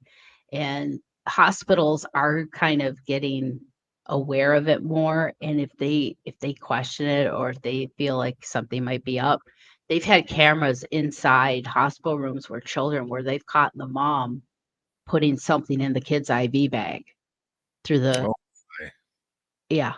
Like they'll put like sodium or something in there to cause their heart rate to go up or something. So the nurses rush in and the mom's like, oh no, it's a sympathy thing for them to hurt their child because they want the sympathy. That's basically what it boils down to. Wow. I mean, this is one of the ultimate forms of child abuse. Mm-hmm. Yeah, it really is. And the problem is it's a sickness. It is. Have they figured out what causes it? I'm sure it has something to do with something that their mother did to them, or more than likely it was a mother, because Munchausen by proxy, it's kind of a nature versus nurture type distortion, I guess you would say. Because basically what a Munchausen by proxy mother feels, she will hurt her child, but it's justified because she's fixing the child right after. Does that make sense? So they feel like they're the superhero. They feel like they're important. They feel like a mom. But they don't realize the damage that they're doing to their child. It's not like they're beating their child abuse. It's a different type of abuse. But it's prevalent and it's very harmful. And I hope the court systems can look at Munchausen by proxy cases. And instead of incarcerating these women, I think they really need deep therapy and, some psychological intervention, because that's a very distorted way of being a mother or a caretaker of a child. And to know that there could be some type of cure for that type of mental illness, something they could do to control it, because there have been many cases where women, they will have a baby, the baby mysteriously dies, and then they get pregnant again, and then they have a baby, and then that baby mysteriously dies. There's been times where women have had 4 or 5 children before the police catch on and start putting these women behind bars for killing their own children. And, I don't know if killing them is their goal, or are they accidentally killing them because they're drugging their child or doing whatever so then they can fix them and be the hero for their child. I'm not sure, but you have cases kind of like the Casey Anthony case, kind of the opposite of Munchausen, but kind of the same outcome, where I believe she was drugging her child to knock her child out so she could go out partying. I think one night she overdosed her child by accident and killed her. So it's like It's an ugly world we live in. When we come back, Yes, it is. the next half hour, the final half hour with Winnie Schrader tonight, I want to find out some of the curious cases she's interested in. Yeah, Yeah, that I'll would be hitting her up with some questions when we return. Mysteries, Mayhem, and Merlot is Winnie's YouTube channel. Make sure you go hit subscribe. We continue with True Crime on Spaced Out Radio. It's a rarity that we change to this topic, but I love it when we do. We'll be right back right after this, everyone. So stay tuned.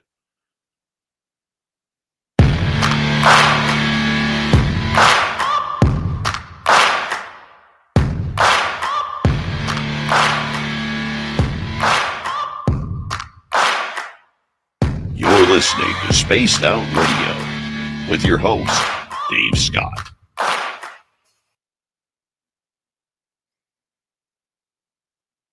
All right, we are clear. Excuse me. Oh, you don't have to excuse you. I've been doing the same thing. Mm-hmm. I was Great. laughing because in the chat, people were, I can hear a Minnesota accent. Like, we sound just like Canadians. We're Canadian light here in Minnesota, eh? Dave. Well, yeah, the good old Dave days. makes fun of mine. He's like, oh, yeah. I'm like, hey, you've lived in Minnesota for like 30 years. There's times where I hear a little Minnesotan in your voice, too. So don't even. But he makes fun of my voice all the time. I'm the Minnesota mom. That So damn Dave Schrader stirring stuff. I know. It's nuts. Nothing but a troublesome person right there. There is never a dull moment in the Schrader household. I'll tell you that. Never. There's always something fun or psychotic going on. It's like a zoo here. Literally, we have 5 cats and a dog too. Nice. Very nice. Here's an interesting one for you to look into. Okay. Is the missing feet on the West Coast. I heard about that case, but I Oh, haven't looked into it. Now, I was talking to a journalist friend of mine in Vancouver a couple of years ago about this, Hmm. and he believes that it's a serial killer case, Oh, and for sure. but the police won't say that because they don't want to panic the public. Yeah, the And guy's taking the feet for trophies. yeah, well, they're washing up on shore, right? So Yeah, whoever's doing the murders, now they're claiming that these are suicides, but who's ever doing the Oh, you got murders? muted. Can't hear you. I'm not muted. Can you hear me now? Oh, now I can. Okay, good. But who is ever doing these murders?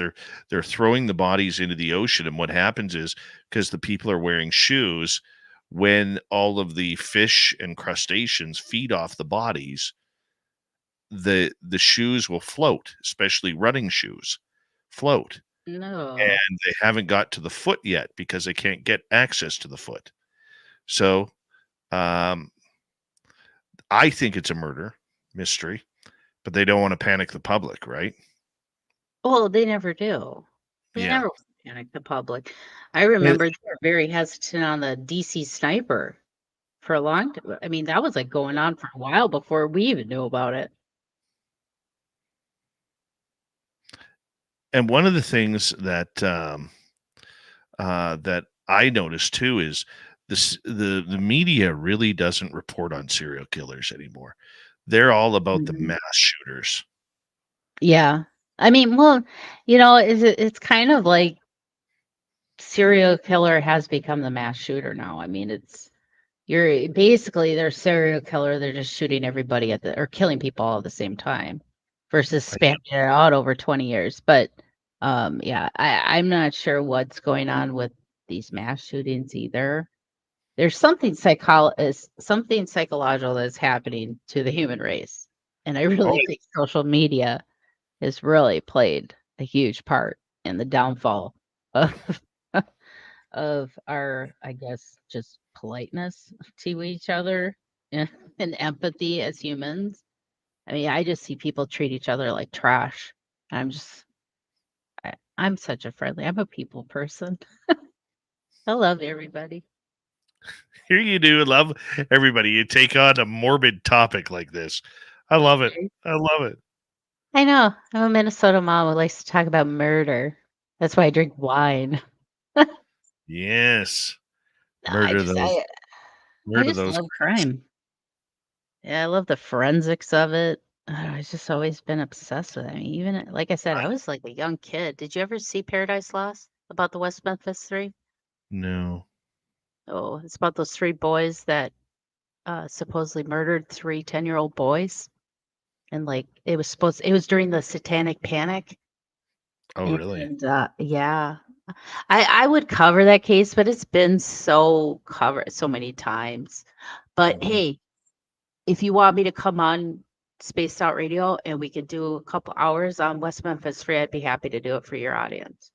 We can do that. It's a crazy case. The kid was put on death row and they finally got him out with an Alford plea, but he did not. Those boys didn't commit those murders, but they sat in jail for almost 20 years for it. Hold on right there. Thank you to T-Bone ×2, Super Dave, Ukrainian Anita, CES, Deborah Rooney, Bigfoot Rob, and Pixie Lara for the super chats tonight. Very, very much appreciate your love and support of SOR. And remember, you can get all the good swag. We put up some new stuff recently, so go check it out at spacedoutradio.com. We do not have ugly swag, people. So let's get this thing going here in a couple of seconds. And then we're off and running for the second half of the show. Here we go, everybody.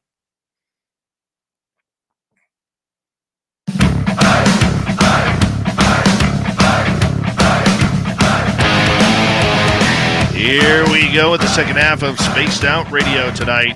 Good to have you with us. No tinfoil on me tonight as we're talking true crime with Winnie Shrader.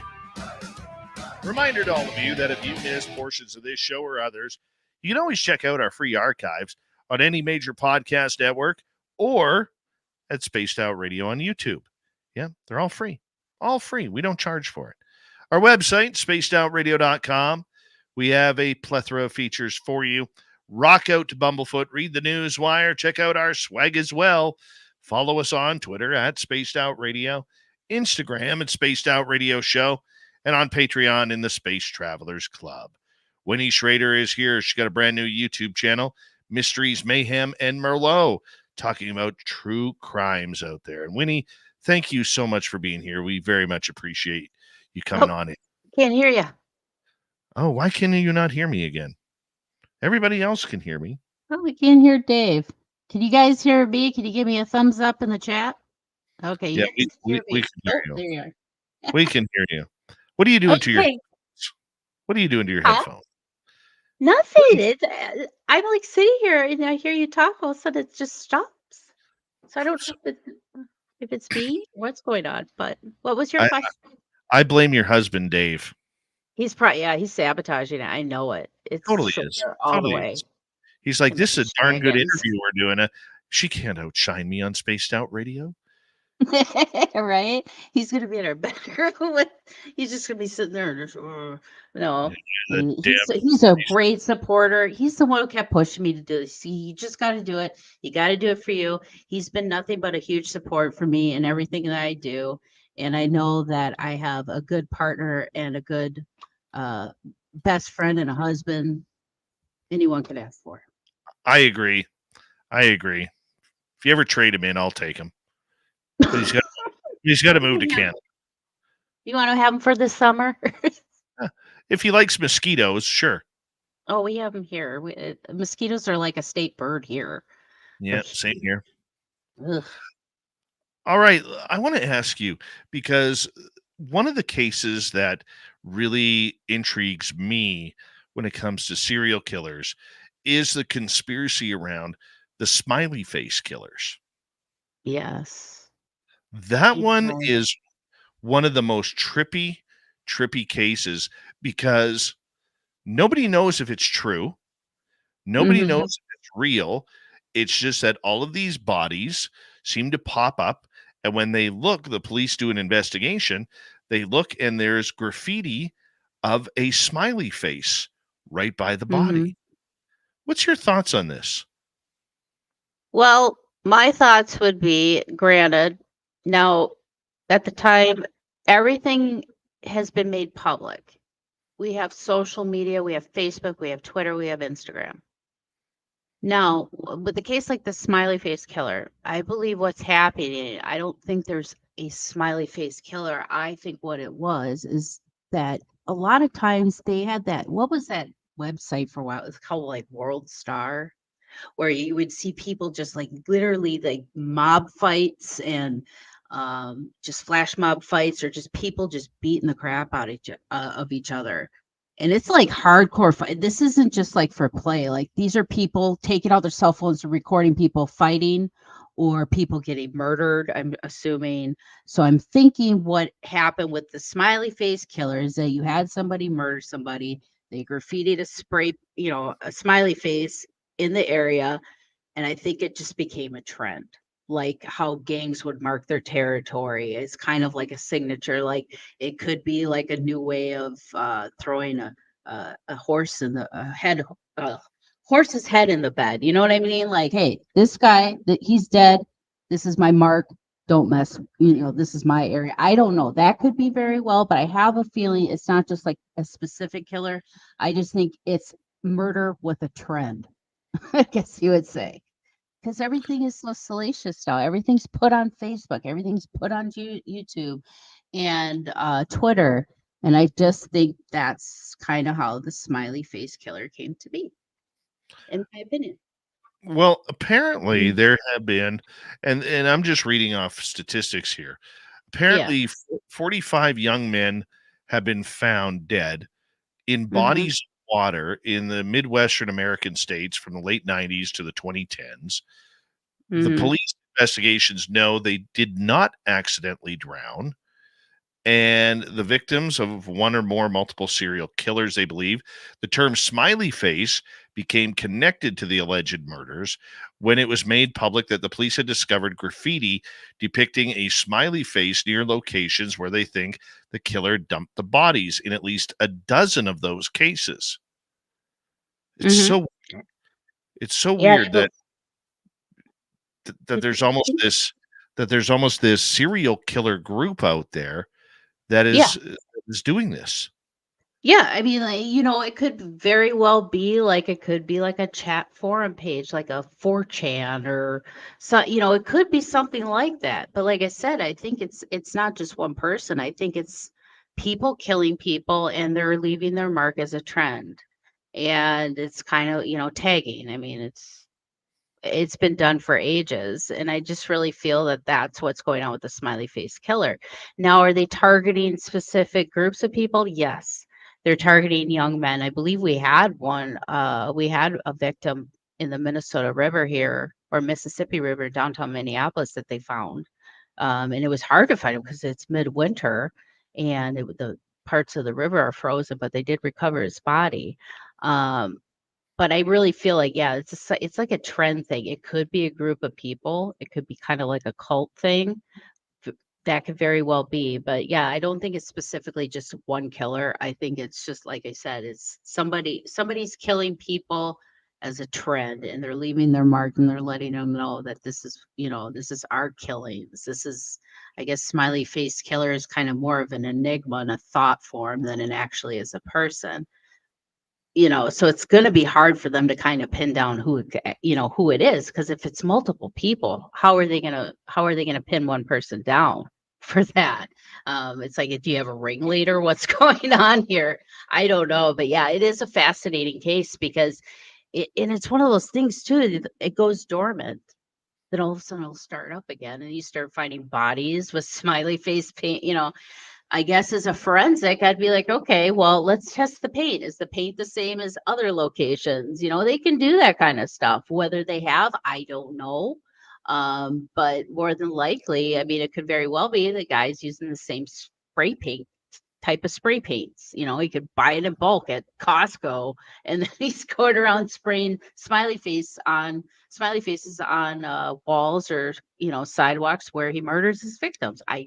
It's hard to say. But if it is a group of people, it's going to be very hard to really pin down and make sure that case is closed. No kidding. What other cases interest you? Well, there's one case that really interests me, and it is a serial killer case. It's in my home state, and I am going to do an episode on this because I have not seen much done on it, and it's creepy as all get out. Have you ever heard of the Weepy Voice killer? No. Oh, okay. We had a lovely man here in Minnesota who decided to go on a murder spree, and they called him the Weepy Voice Killer. And the reason why they called him the Weepy Voice Killer, because once he would murder his victim, he would call 911 and admit to the murder to the 911 operator. It was like he was using the 911 operator as a confessional booth. But the reason why he was called the Weepy Voice Killer was his voice, his tone. He was sobbing. He was basically repenting his sins. And he kind of became the Weepy Voice Killer because every time he'd call 911 and it was recorded, he's got this weird high pitched. I can't even do an imitation, but you have to watch it. I'll definitely put that episode up, and once it is, I'll definitely send you some audio clips of the Weepy Voice Killer because you're gonna be like, oh, ugh.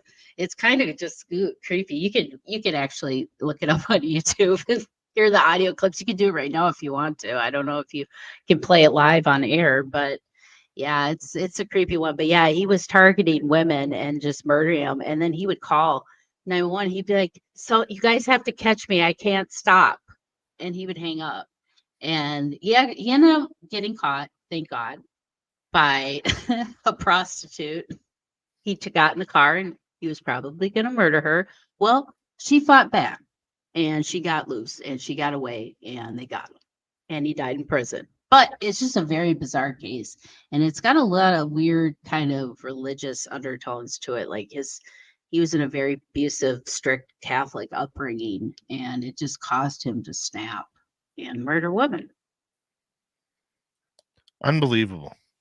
Unbelievable. And when you look at something like that, I mean, the sickness that goes into their head, when they're crying like that on the phone, you almost makes you think, I mean, even in the Zodiac, in San Francisco, I mean, taunting police. I mean, this just seems to be a play-by-play of what a lot of these people do. We had a killer in my hometown. He ended up being caught, but he was taunting police. He even put the young lady's headstone, took it from her grave and placed it on the local radio station car to say that he was out there and he was watching. He got sexual arousal out of terrorizing the town. Yeah. I mean, it just seems like a lot of serial killers, they have a lot of undertones with like abusive situations at home. A lot of times it's like a very strict upbringing where like the father would beat the kids with a belt all the time. But then you have people that have gone through that and they live a normal life. So it's like what is that trigger point? What is causing some people to flip completely to one way where they're murdering, killing people, and then some people completely fine? And it just seems like that's kind of a common thing amongst serial killers where they were either sexually abused, physically abused, a lot of times both, strict upbringing, a lot of times Catholicism comes into play because it's just, I think with Catholic Church, it's very strict and the upbringing can be very like by the book and rules. So if you step out of line, there's been strict Catholic upbringings where every time you step out of line, you got to switch to your behind or got a ruler across your knuckles. If you went to Catholic school, they were very big on corporal punishment. But it's just kind of like that's kind of a common thread. How does that translate into murdering human beings? Now with the Weepy Voice Killer, you could actually hear in his voice, like he really like somebody's got to stop me. I can't stop doing this. Like he sounded like he had a sense of urgency in his voice, but he didn't stop. He just kept on doing it. But he told the police, you got to stop me. But it's like, okay, then just turn yourself in. But it's that cat and mouse game, I think they like to play. And they like the recognition. That's why a lot of people now with these mass shootings, they don't like to say the killer's name because you don't want to give them the recognition that they crave, whether they're dead or alive. They want that recognition. They want to be heard. They want to be seen. So that's usually why you always see that taunting of the police, the Zodiac killer writing all those cryptic messages and codes and stuff. It's a game for them. They like it. They like the thrill of the chase. And the more they do it, the more it feeds that urge of them, and they just continue, and it escalates to the point where they got to get caught or they got to die. When it comes to serial killer, I don't know if they can be rehabilitated, because apparently when they're getting to the point where they're murdering people, I think they're kind of past help at that point. You got to get them before they start doing that. And when it comes to psychology and therapy and help with these people. It really is a psychological anomaly. And, this is where I've often wondered, in states that have the death penalty, because up here we do not have the death penalty, but in states where there is the death penalty, I mean, are they not studying these people? Are they, like, these people should be studied a lot more than, and maybe they are, they just don't talk about it. But I mean, the psychological aspects of what creates a serial killer, what goes into it, I think that is something that we need to know more of. There's plenty of information out there, but we still need more. Yeah, well, and I believe, I wish I knew off the top of my head, I believe was it John Wayne Gacy? I believe they examined his brain after he passed away.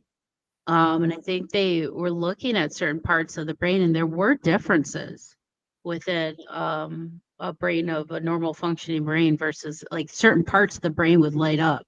And I think they've done that with living people. They've done like MRIs and things like that, and CAT scans of even brains of a murderer versus somebody who's not. And there are different parts of the brain that light up in a serial killer or somebody who's murdered. So even just murdering somebody could change some of the chemistry in your brain. So it's like, do they have like a chemical that's pumping this out that cause them to look at humans and be like, I would love to kill you right now? I don't know.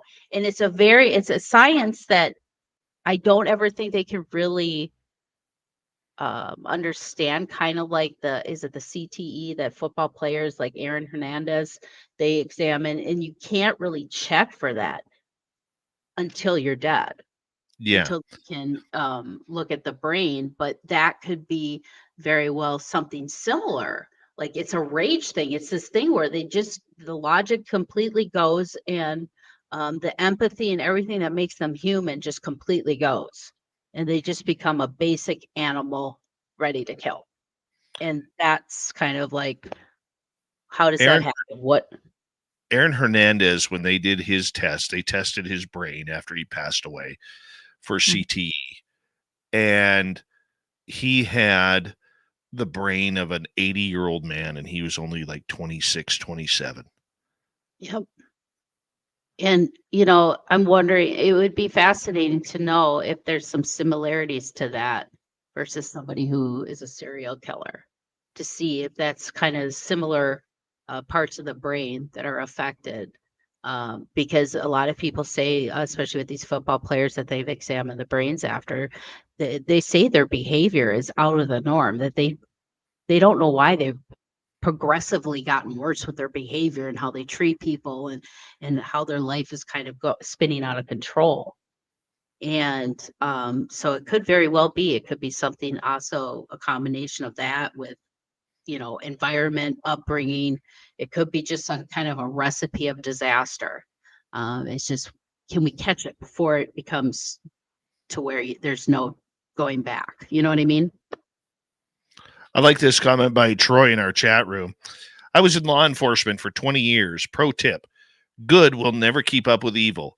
Well, we will win some battles, but as to the war, it will always continue. That's a very truthful statement right there. Truthful statement.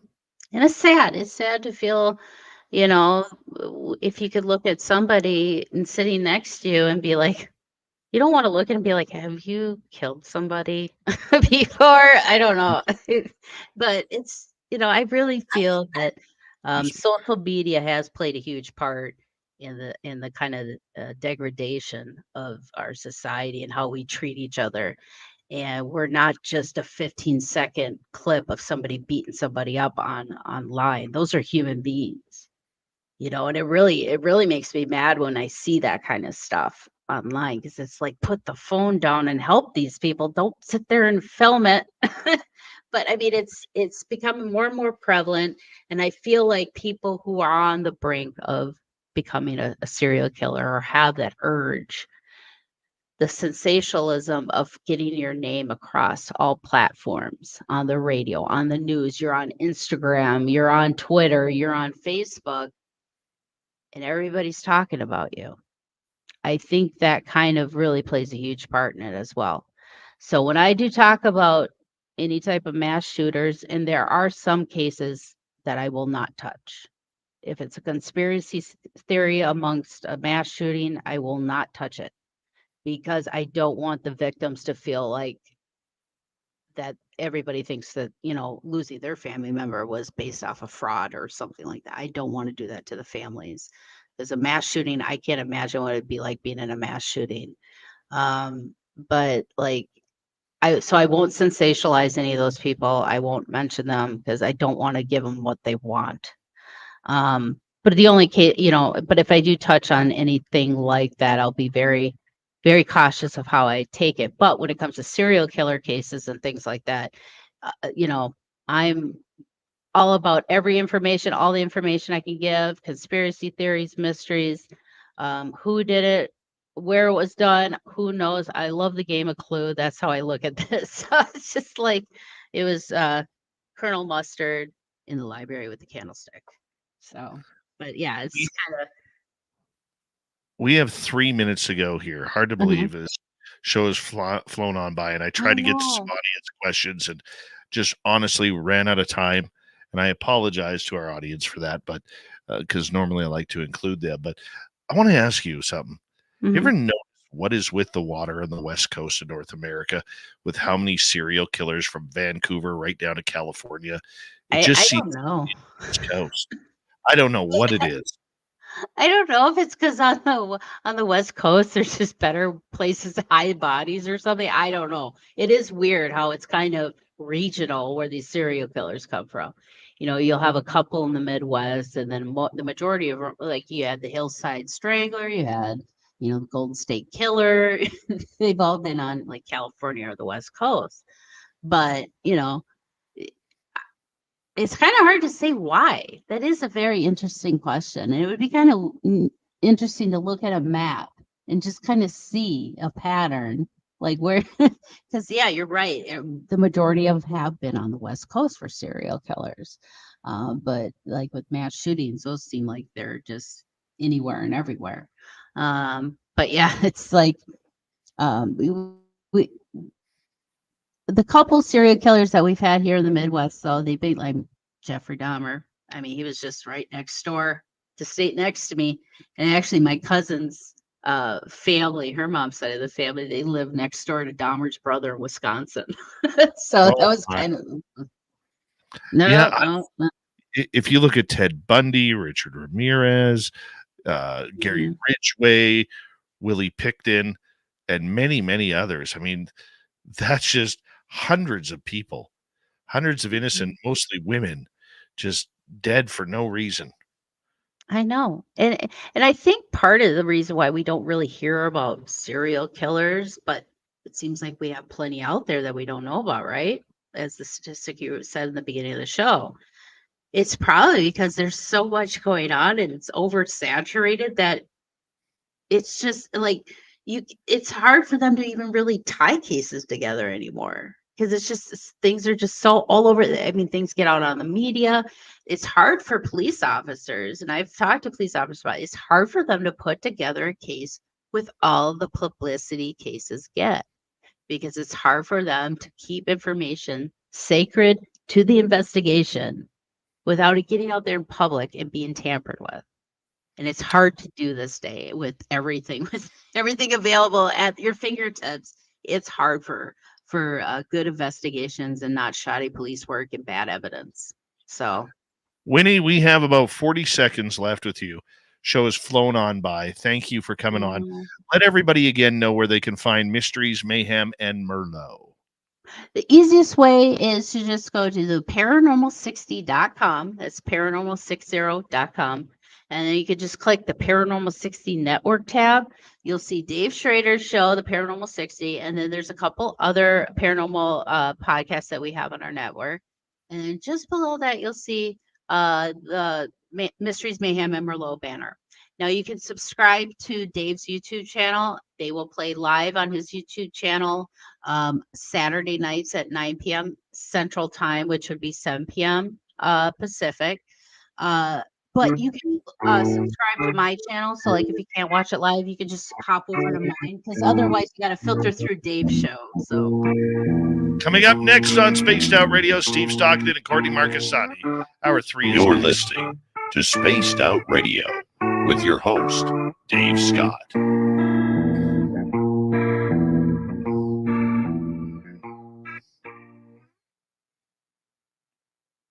Beautiful. Good job. that was so fun. I'm so sorry. Like seriously, I could see you talking, but I was not hearing half of Oh, half that of your was sentences. weird. I was like, I'm starting to follow what you were saying. I'm like, okay, what I think he's saying that. No worries. Oh, no. I'll blame your Dave. It could very well be my headphones. I don't know, but like it was weird. Like you would be talking, all of a sudden it would just cut out. So I was like, is this mic going in and out? Oh, weird. Thank you so much Weird. for having me. I That just was I wonderful. appreciate it. I have not been feeling good for the last couple weeks. So just being able Gl- to get out here and get this done has been just a godsend to me. And I feel so much better about it. And I'm so psyched about the show. Well, thank you to you and Davey for coming on, and let's do it again. Let's do it Yes, again. yes, let's do it. All right. You have a wonderful night. And thank you, everybody. You guys have been great. And yes, you could come listen to me and hear my Minnesota accent every Saturday at 9 p.m. Central Time. Hey. See you, Winnie. Have a good night. Bye. Winnie Schrader, everybody. All right, Courtney's in the hot seat. She's got her hair pulled back. You know she means business tonight. And I'll be right back, everybody.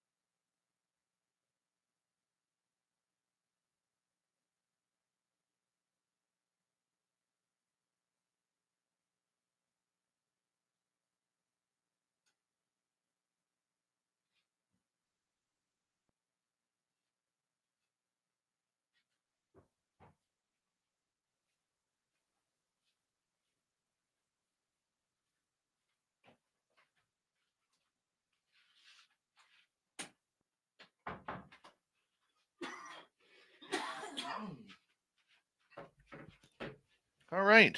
We're coming back here in a few seconds. Thank you, T-Bone times 2, CS, Anita, Lara, Debster, and Dave for the super chats. And here we go with hour number 3, everybody.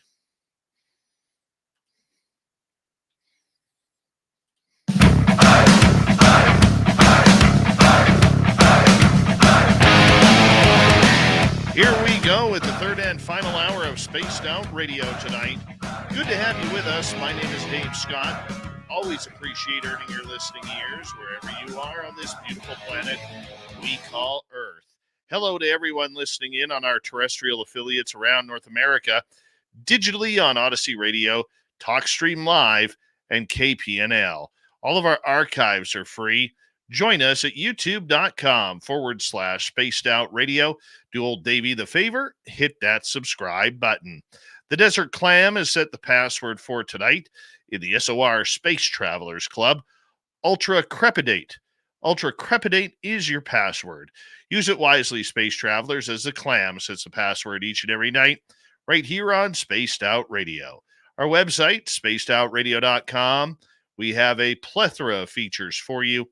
Rock out to Bumblefoot, read the news wire, check out our swag as well. Follow us on X at Spaced Out Radio, Instagram at Spaced Out Radio Show, and on Patreon in the Space Travelers Club.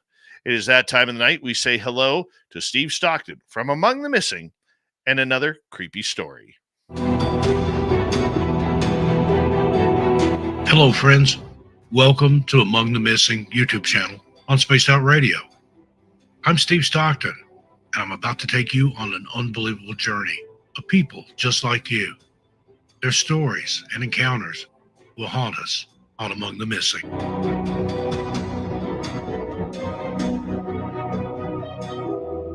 On Friday, August 6, 2021, 78-year-old Barbara Goldberg from Potomac, Maryland, went solo hiking on Blueberry Mountain in Stowe, Maine. According to Mark Laddie, the spokesman for the Maine Department of Inland Fisheries and Wildlife, Barbara's partner, Stephen Plotkin, dropped her off at the mountain around 9 a.m. and last communicated with her around 11 a.m. via walkie-talkie, according to the Portland Press Herald. Stephen reported her missing after she failed to return to the area where they planned to meet. According to the Portland Press Herald, Stephen informed the police that Barbara said she was almost at the summit and told him she would return to the Stonehouse Road parking lot by noon. However, Barbara did not return to the agreed meeting place by 2:30 p.m. At that point, Stephen contacted the police, and they began searching for her around 3 p.m. that day, the Portland Press Herald said. Maine officials from various locations and volunteer crews from Maine Search and Rescue Dogs combed nearby trails and roads by land and air. During the search, one of the Maine Search and Rescue Dogs found her walkie-talkie near a ledge on Blueberry Mountain. The wardens used Barbara's iPad to track her cell phone, and the Portland Press Herald said that a volunteer calling her phone during the search heard a ringing sound. This ultimately led to the discovery of her remains at the base of the ledges on Saturday, August 7. The Maine Department of Inland Fisheries and Wildlife said Barbara's passing is not suspicious, but did not release the cause to the public. Next, Tatum Morrell, Beartooth Mountains, Montana. Tatum Morrell, a 23-year-old skilled hiker from Idaho, began her hike from the West Fork Trailhead near Red Lodge on Thursday, July 1, 2021, as reported by the Carbon County Sheriff's Office. She last contacted her mother using a satellite communicator at 8 p.m. the same day. Tatum had planned to hike 5 mountain peaks in the Beartooth Mountains, home to the highest 41 peaks in Montana, over 5 days. According to Red Lodge Fire Rescue, it's believed that Tatum departed from her campsite at Shadow Lake on Friday, July 2, to hike one of the peaks in the area. However, she did not return. Ground teams searched the routes Tatum may have taken on Wednesday, July 7, focusing on Sundance, Bowback, Castle, and Whitetail Mountains. From Sunday night to Tuesday evening, helicopter crews from the National Guard and 2 Bear Air searched the area using infrared cameras, cell phone tracking, and RECO tracking. At the same time, ground crews searched the area of her camp. Red Lodge Search and Rescue and the Carbon County Sheriff's Office were joined by rescue teams statewide and from Wyoming, including the Yellowstone County Sheriff's Office, Gallatin County Search and Rescue, Bighorn County Search and Rescue, Park County, Wyoming Search and Rescue, U.S. Forest Service, 3 search dog teams, and 3 helicopters, according to Red Lodge Fire Rescue. On Saturday, August 21, 2021, A group of hikers located Tatum's remains in the Whitetail Peak area after noticing a piece of hiking equipment on the trail. Carbon County Sheriff Josh McQuillan said the hikers were aware of the search efforts for Tatum, and a closer look at the area revealed her beneath what appeared to be a rock slide in an area previously searched. Finding her, especially buried in that rock slide, answered a lot of questions as to why our ground crews couldn't find her, why helicopters couldn't find her, and even why search dogs couldn't find her. That helps us a lot with putting the pieces of the puzzle together, said John Trapp, the assistant chief of Red Lodge Fire Rescue. The hikers provided authorities with GPS coordinates, and Sheriff McQuillan said they confirmed the location of the remains on the morning of August 22 in a helicopter owned by the Yellowstone County Sheriff's Office. Two Bear Air transported Tatum's remains from the mountains to the Red Lodge Airport. The Sheriff's Office believes Tatum was climbing Whitetail Peak when she was caught in a significant rock slide and suffered catastrophic injuries. The Carbon County Sheriff's Office said, "We could not be more grateful and thankful to all the personnel and agencies that worked together in this effort to hopefully bring some peace and closure to the Morrell family, and could not have carried out this effort without all of their assistance." Thank you to Steve Stockton from Among the Missing for another spooky story. And if you want more just like that, all you have to do is go to youtube.com/Among the Missing and hit subscribe, ring that bell for his content. All right, from the missing to the mysterious, it's time once again for UFO Court. Courtney Marcassani is here with us. That is an interplanetary flying space saucer.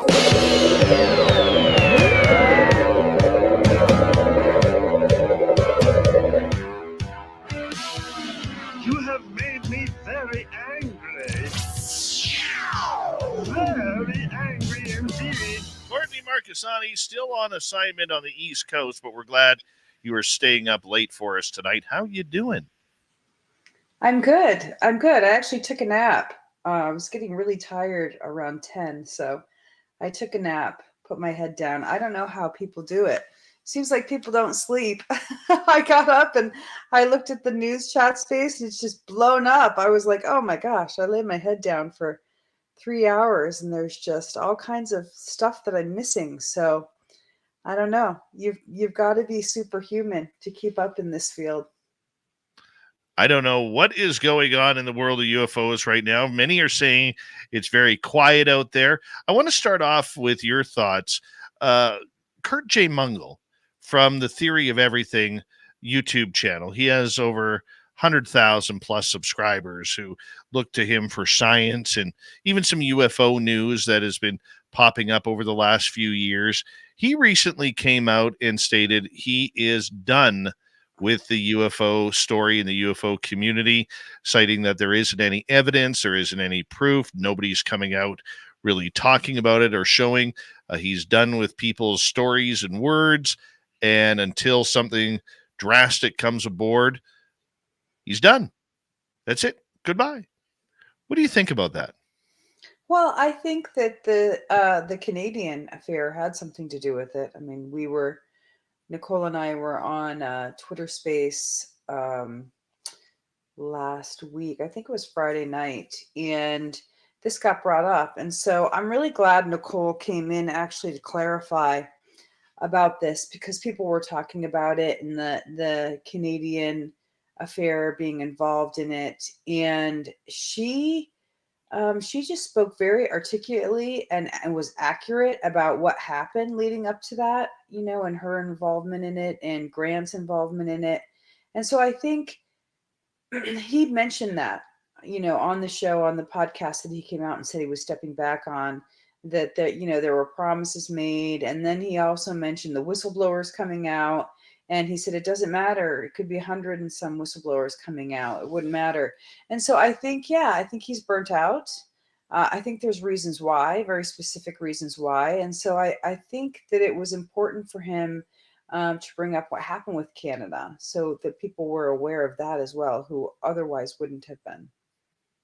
For people who may not be aware on the Canadian story, I know it because I was semi-involved in it, not much, but on the outskirts looking in.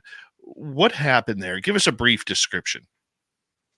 Well, from what I understand, I mean, I remember this when it happened. And for some reason, I associate it in my mind with the SOR fan party. Those two things, like the Canada event and the SOR fan party, because they were both so big, and brought big people to them. But it was a diplomatic, from what I understand, it was a diplomatic outreach between Canada and UFO disclosure advocates, that the UFO disclosure advocates were going to go, having some organization by Grant Cameron and yourself, to Canadian officials who are in Parliament, so that they could essentially do, what Grant had suggested was either like a citizen style hearing, to present evidence from the U.S. to the Canadian officials. And, there were people involved with it, and it all looked very positive that it was going to go through. I know you yourself had delivered like over 10 parliamentary resources and connections for that. And then it fell through. It fell through at the last minute. And Kurt was involved with it because he was supposed to come in and do, from what I understand, emceeing. Is that correct? He was going to MC the event. Yes, Grant Cameron originally wanted me in that event, but they felt I was too woo. Well, I think Grant like, self-admitted that was like, I know I'm out because I'm too far out in the in the woo and various topics that are unconventional to be fair. So I think that when Kurt was brought in to do the MC part of that, he did a very long form interview with some important people who were coming into the Canadian space to essentially like testify what their experiences had been. And then after that, it fell through. So I don't know if he felt somehow responsible for that, or, and there's been some blowout, after that, and he's been internalizing that. I don't know. Everybody's talking about it, about why he's leading back, stepping back. Some people have said that he will be dearly missed because he was a favorite broadcaster for some of the bigger personalities in the movement. That he did represent Canada, coming out of Toronto. So I think that he will be back, but it's healthy sometimes to take a step back, especially if you've been, whether it was inadvertent or not, hurt by certain events. Well, I think too that Kurt J. Mungle is also a scientist by trade. Mm-hmm. He wants and needs evidence to move things forward. And I think to defend him a little bit, his thoughts are that this field doesn't have enough evidence. It has a lot of witnesses.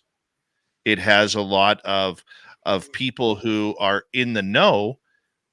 But in the end, unfortunately, when it comes to science, words do not help scientific theory. It doesn't propel it forward.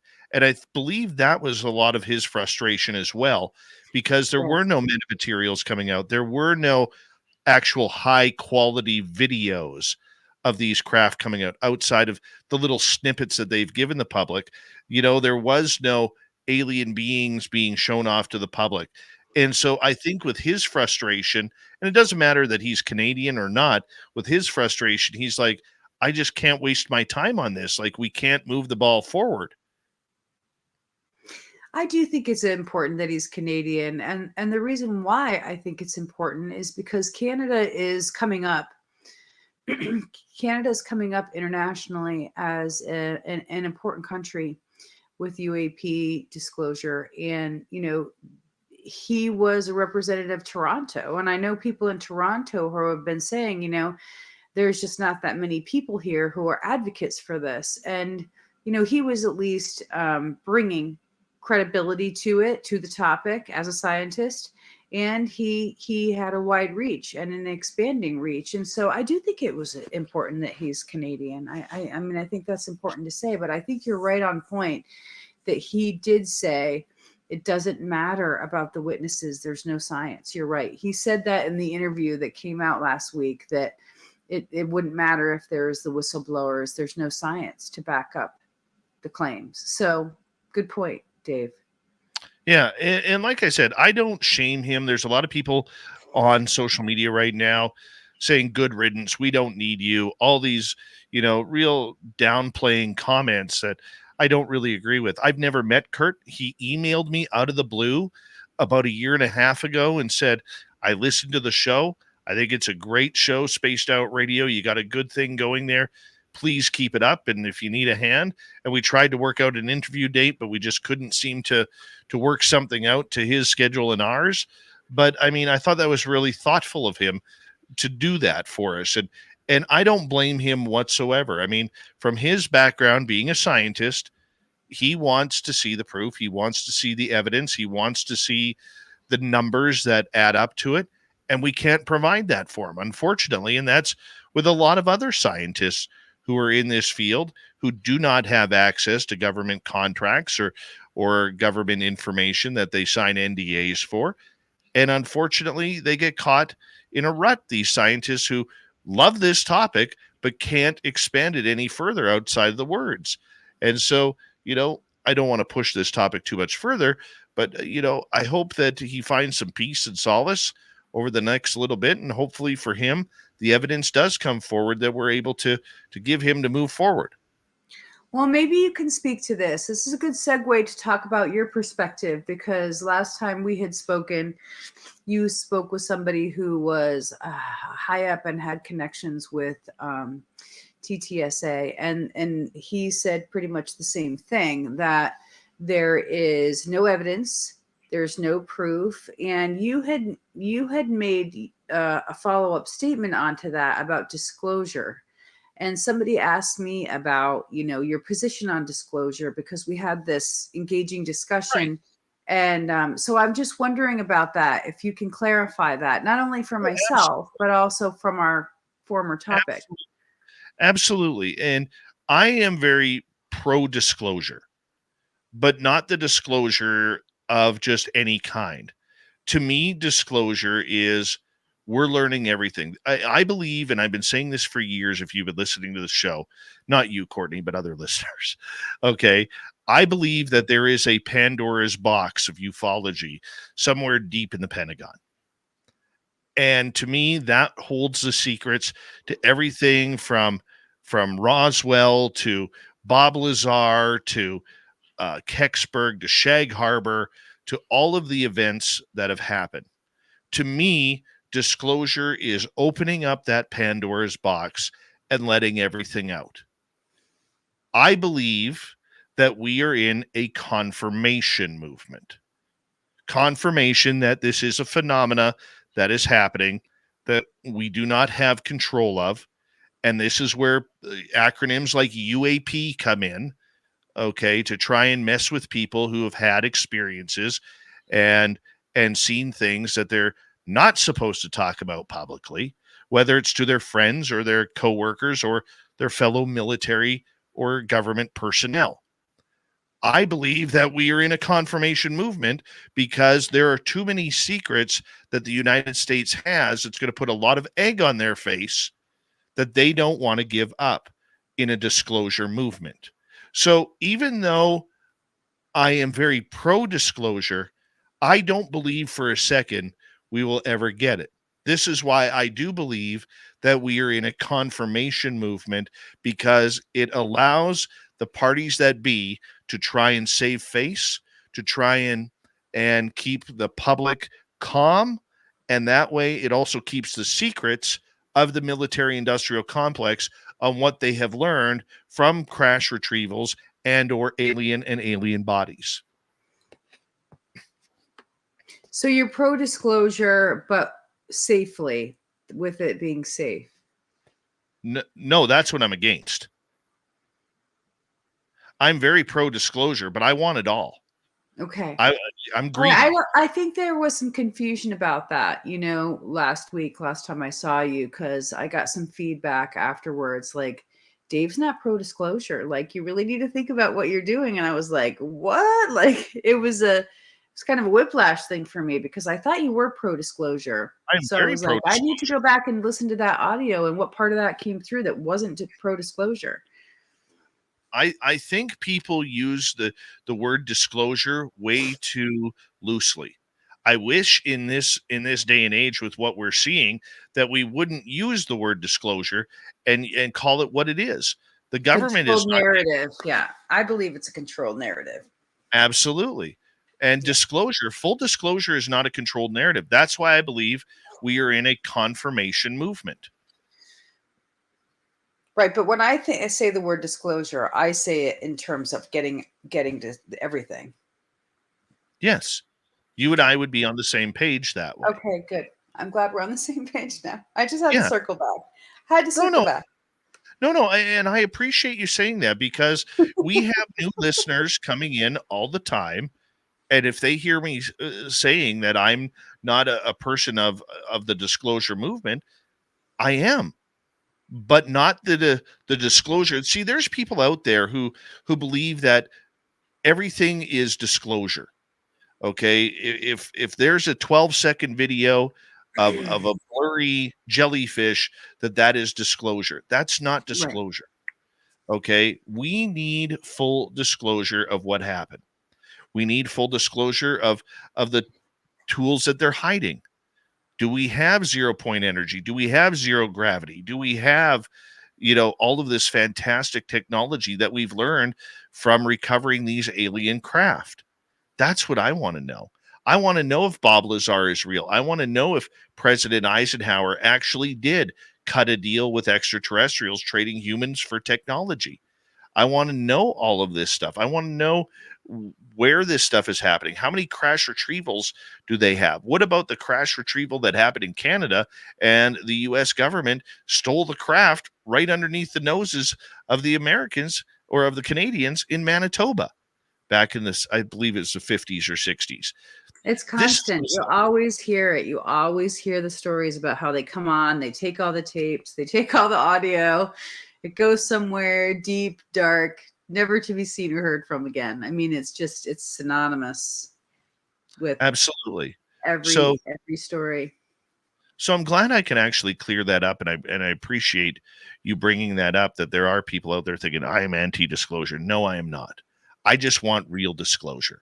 None of this controlled agenda TTSA type of good threat. I'm glad we're on the same page.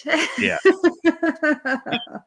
Let's think about it. We only got about 40 seconds left, but wouldn't you want to know if a former president traded humans for technology?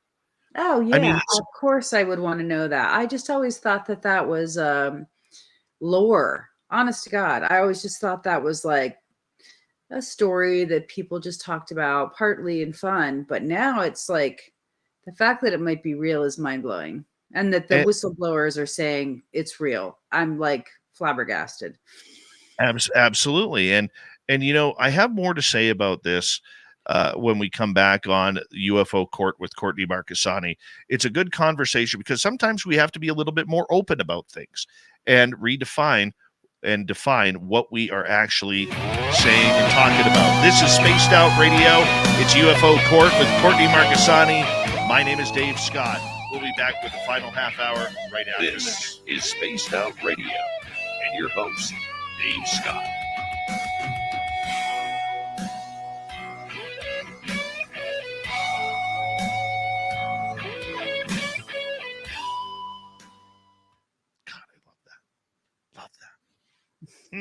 I love Asteroid Cummings' comment. They are selling cows for magic beans. They're selling cows for magic beans. Oh boy. If only the world operated that way. I'd sell a cow for some magic beans. There are stories all around that we need to, get to discuss. I mean, like learning from people in my area that they believe there's another Skinwalker Ranch around us in my area, and I know where it is. So what's going to happen with that? Is that going to become like part of a filming crew? I mean, are they looking at that for entertainment value, like Skinwalker Ranch? Here's one story that I heard is it's a private ranch in my area. Okay. It's hundreds of acres, hundreds of acres. And legend, I shouldn't say legend, rumors go that there have been scenes of black helicopters there. There have been scenes of people driving in blacked out SUVs and exiting carrying machine guns. Oh, well, Yeah. that's mighty threatening. And there were a lot of people who actually thought at one time that this was potentially a secret terrorist compound, but it's not. Then you hear the stories from ranchers in the area who believe that maybe there's been a few cattle mutilations in that area. Then you talk to the First Nations people who have their reserves around those areas, and they have had, there's one reserve that's very close to it. Before their town got, or their reserve got electricity, they would all have to lock up their doors and windows at night because the dogmen would come into town and First be looking. Nations people said that dogmen would come into town. Yeah. Wow. Better pay attention to that.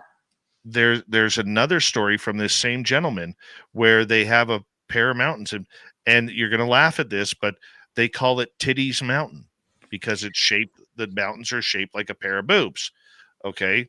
So they nicknamed it Titties Mountain. And apparently there's a portal there where UFOs fly in and out of. And they've witnessed them. And the reserves all around that area have had interactions. And here's the screwed up part as I put this puzzle piece together, Courtney. My two Sasquatch areas are on the road there. They're on the road leading to these places.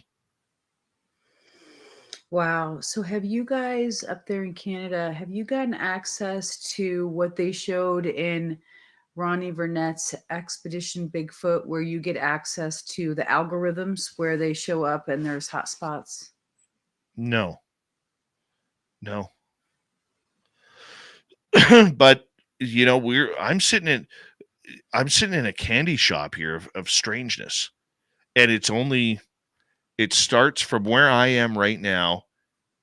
It starts, well, paranormally speaking, it starts 3/4 of a mile behind where I'm sitting right now. And when it comes to the UFOs, they're flying all over the place. Mm-hmm. But when it comes to the cryptids, we're surrounded. Like the east, which is back here behind me, there's a range there between what they call Big Timothy and Little Timothy Mountain, where people have seen dogmen. Well, I think I told you, I don't know, maybe I didn't, but my sister was home in PA on our family farm, and we have about 150 acres, 300 between my mom and my aunt's portions that connect together over this little valley. And my sister was home from Maryland visiting and my parents for Christmas one year, and she was out on the porch and heard a terrifying scream. She said it sounded like a woman screaming and being murdered. I mean, that's how frightening it was. And she said the hair on her neck stood up, and, you know, I believed her. And my aunt heard the scream all the way on the other side of the valley from the farm. So she also heard it inside of her house.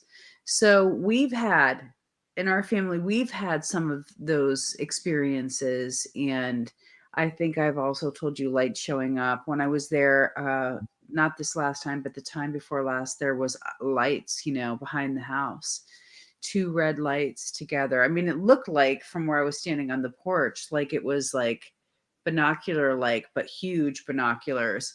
And I took a friend, you know, out into the woods with me, and we looked around, and I looked for tracks. I looked for any kind of tracks.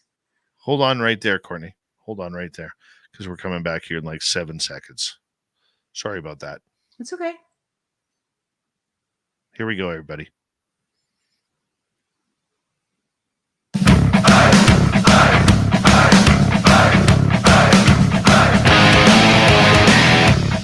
UFO Court is in session. We're coming back from recess here on Spaced Out Radio. My name is Dave Scott. Very much appreciate you tuning us on in. Want to remind all of you that if you missed most of this show or others, you can always check out our free archives on every major podcast network or on YouTube at youtube.com/spaced out radio. The only thing we ask is give us a follow or hit that subscribe button. Our website, spacedoutradio.com. We have a plethora of features for you. Rock out to Bumblefoot, read the news wire, check out our swag as well. Follow us on X at Spaced Out Radio, Instagram at Spaced Out Radio Show, and on Patreon in the Space Travelers Club. UFO Court with Courtney Marcassani returns in session. And we need a gavel for this. We really do need a gavel. My goal is to find. I just want to make a comment to Brown Dwarf, who made the comment, "Yikes, Courtney," about what we were just talking about when having this high strangeness on the farm. He might not have heard our discussion about this a couple months ago, but when it happened, when that scary event happened, we were just talking about a potential Sasquatch sighting at the break, but I didn't see a Sasquatch. What I saw were the eyes, what looked like large, round, binocular like. And so I called my friend in Montana when this happened, and she was like, lock the door and get a gun. So I wanted Brown Dwarf to know that I was protected. I did have a gun. I kept it by my side all night on the farm when I was there by myself, just to protect myself, because I didn't actually know what it was. So yeah, there was the one instance when I actually armed myself just in case to sleep at night. Wow. I've never done that. I know you have a lot more bravery. Well, I don't know how much more of that bravery is going to last because, with things going up the way they are, and I'm really hoping that I don't have to go into certain areas around my house at night again. Well, we didn't know it was, and a friend came up with me the night after because I wanted to go in the woods. I actually went towards the woods with a camera on my phone, a light, to look and see what it was, which was stupid. I mean, I don't know why I did that. But anyway, she and I went in the woods after the second day, and she's like, well, do you think it was someone out in the woods looking at you and using a thermal camera to see if you were home alone? And I was like, well, that's more frightening than, than potential UFO activity. And so she's like, oh, I didn't mean to scare you. And I was like, well, you did. You did. Thanks for that. Okay, let's get into the news. Let's get into it. Slow week going on again. A lot of people are saying it's the calm before the storm. Danny Sheehan seems to be all over. We still have not heard, outside of a few tweets from Lou Elizondo. We haven't heard from David Grush. We haven't heard from Ross Coulthart. We haven't heard from Chris Mellon much lately. Why are all these people keeping silent right now? Oh, I think because they're working on a plan. Don't you? I mean, it just seems like they're just so clearly coordinating this plan. I met with friends. I can call my sources friends now over the weekend. And we discussed the same thing. And they're even asking, like, what's the plan? What's the plan? So they don't even know what the plan is. And they're somehow, partially involved in it. So I think that they have really ratcheted down their communication to use, 3 or 4, maybe 5 at most, like power players to implement this next phase. They don't want people right now messing up their plan. That's what it feels like to me. But I did hear that 2 weeks ago, there were meetings held in DC. Multiple sources reported this, that Chris Mellon, Ross Coulthart, and Lou even came in to have talks with Congress. So, what's that? Oh, wow. Yeah. That's the word on the street in DC. So they were here. There were discussions. I also got some good information that the Schumer amendment is being revamped, like we discussed here before. It's going to be recrafted and redrafted. And from what I understand, Danny Sheehan is involved in helping with that, crafting that legislation. most of the contention, it appears, is around the eminent domain. So they're recrafting that language in eminent domain to make it more palatable for corporations and special interests that potentially have back engineered tech or tech, that they would hand it over, what that would look like, what the legal precedent would look like, and then how it would be handled on the day-to-day, like routinely in the future. That's Do we know? the information that I heard. Do we know who Elizondo and Mellon were talking to? No, I mean, Ross Coulthart did do an interview a couple weeks ago, and this would sound right. This would put him in DC. He said on one of his podcasts that he was in Washington and he was in the halls of, in the congressional halls, and people were coming out and talking to him and thanking him for all the work that he's doing and to not stop. So that must have been when it was. I see. So I think probably the usual cast of characters, probably Tim Burchett, probably Representative Luna, probably Matt Gaetz. I mean, that would be my guess. I don't know that, but I think that's a good educated guess. So you mentioned the revitalization of the Schumer Amendment. This was an amendment that was shot down by a number of aged Republicans who are highly involved in the intelligence community. And one of the Republicans, Mike Turner, actually is a representative for the area around Wright-Patterson Air Force Base, where it was believed at one point they were sending a lot of these UFO crash retrievals. I mean, this seems that, going back down this road of the Schumer Amendment, I don't even know if it'll be able to gain legs. How do you feel about that? Well, yeah, I mean, Turner proved how powerful he was with his own lobby. And then, he also brought Mitch McConnell in, who's just a legacy member and in the GOP. And so he brought his weight to bear on that to crush the Schumer rounds. But Schumer is also, from what I heard, back in the game with this and working on it as well. So that's good news. He'll, lend support, hopefully. And he's a long time person in Washington and provides balance from the other side, from the other party. So I don't have any idea what support looks like for this because it's so under wraps.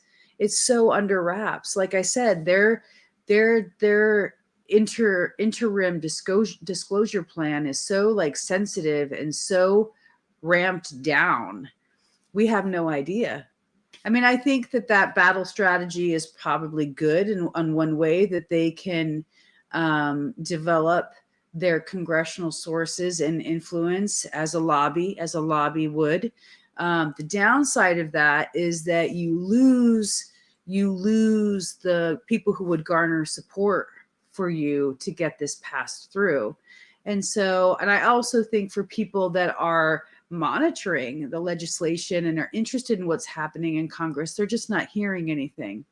So that puts a stop gap in momentum when there's this moratorium on an issue and it's held so tightly controlled and so secret. And so that's also going to lead to, I hate to say it, but more paranoia. People are just going to feel like there's a plan. They're going to feel like there's somebody controlling the narrative, and that's going to lead probably to more discontent in the community, which is not what we need right now. No, but do you think that may be on purpose? I don't know. I've been thinking about it today, about why is it so lacking in wider support? Why is it being spearheaded by just maybe 5 powerful people? Is it because they don't want to have these dialogues intermixing in Congress and it's a more potent maneuver to just have power players moving it forward and then ask for support later? Is it because they don't want to have those special corporate interests involved in tarnishing it or in blockading it before it even gets off the ground? That could be a reason for it. I don't know. I mean, these are just things I've been thinking about today. Why are they doing it this way? I don't know. It just seems like they're trying to keep it political. I mean, let's face it, we still have the military industrial complex out there that is controlling this entire arm of the subject, and that starts right at the Pentagon and makes its way out further, and I think with the younger politicians, they're all in. They're all in. They've pushed their chips all into into the middle of the table. They want to go and see what this is about. They didn't realize that probably a lot of this was going on. And so I could see where this battle, even within parties, is, continuing to gain steam. I want to ask you something a little bit off topic as we change topics here for a moment. Obviously, that there were many people who around North America took in and witnessed the eclipse that happened. But were you able to see on X that video coming out of Texas of the UFO flying through the cloud and then disappearing? It didn't even make. see it. I watched it a number of times, and maybe it's because I was using my glasses and not my short range vision, but I couldn't see it. I watched it a number of times, and it was like the gorilla walking across the basketball court. Like I couldn't pick it up. So I need to go back and look at it again without my glasses and with my short range vision, what I call my X-ray vision, to see if I can see any movement, but I couldn't spot the movement. Well, it's an incredible video. I think that it is something, and what it is, and for our YouTube audience, I'm going to bring it up here momentarily. But for our YouTube, for those who are not listening in on YouTube, this is pretty much what it was. Is there's this guy filming the clouds over Texas, watching the eclipse, and this rod-like object comes whipping through the clouds, and then I'm gonna back it up right.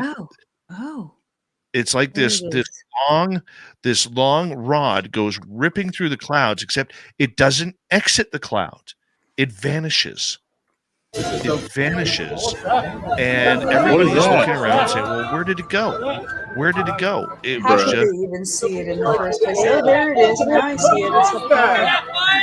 yeah, I mean, it's just something that nobody sees exit. And this is something like you can hear the people in the background with the audio saying, that's a UFO. That's a UFO. What is that?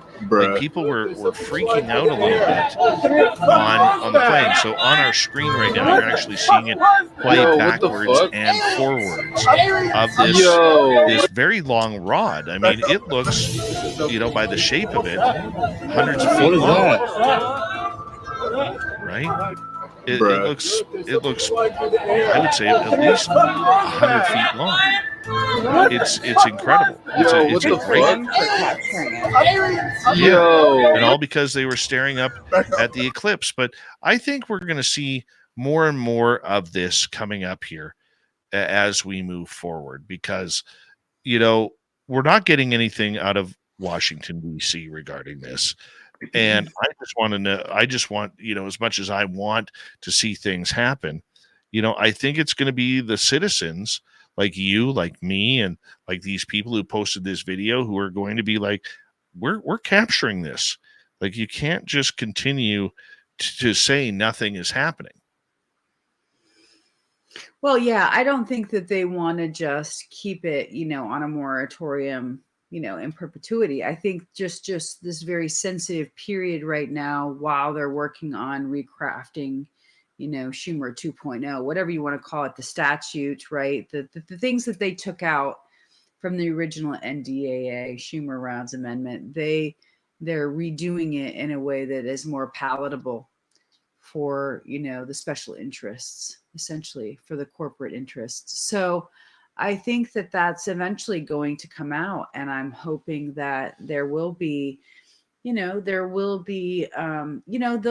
release information to Chris Sharp, in the Liberation Times. That's where we're seeing their outletting to on the legislation. So he'll probably do it on a story on it, but they want it to be probably accurate information.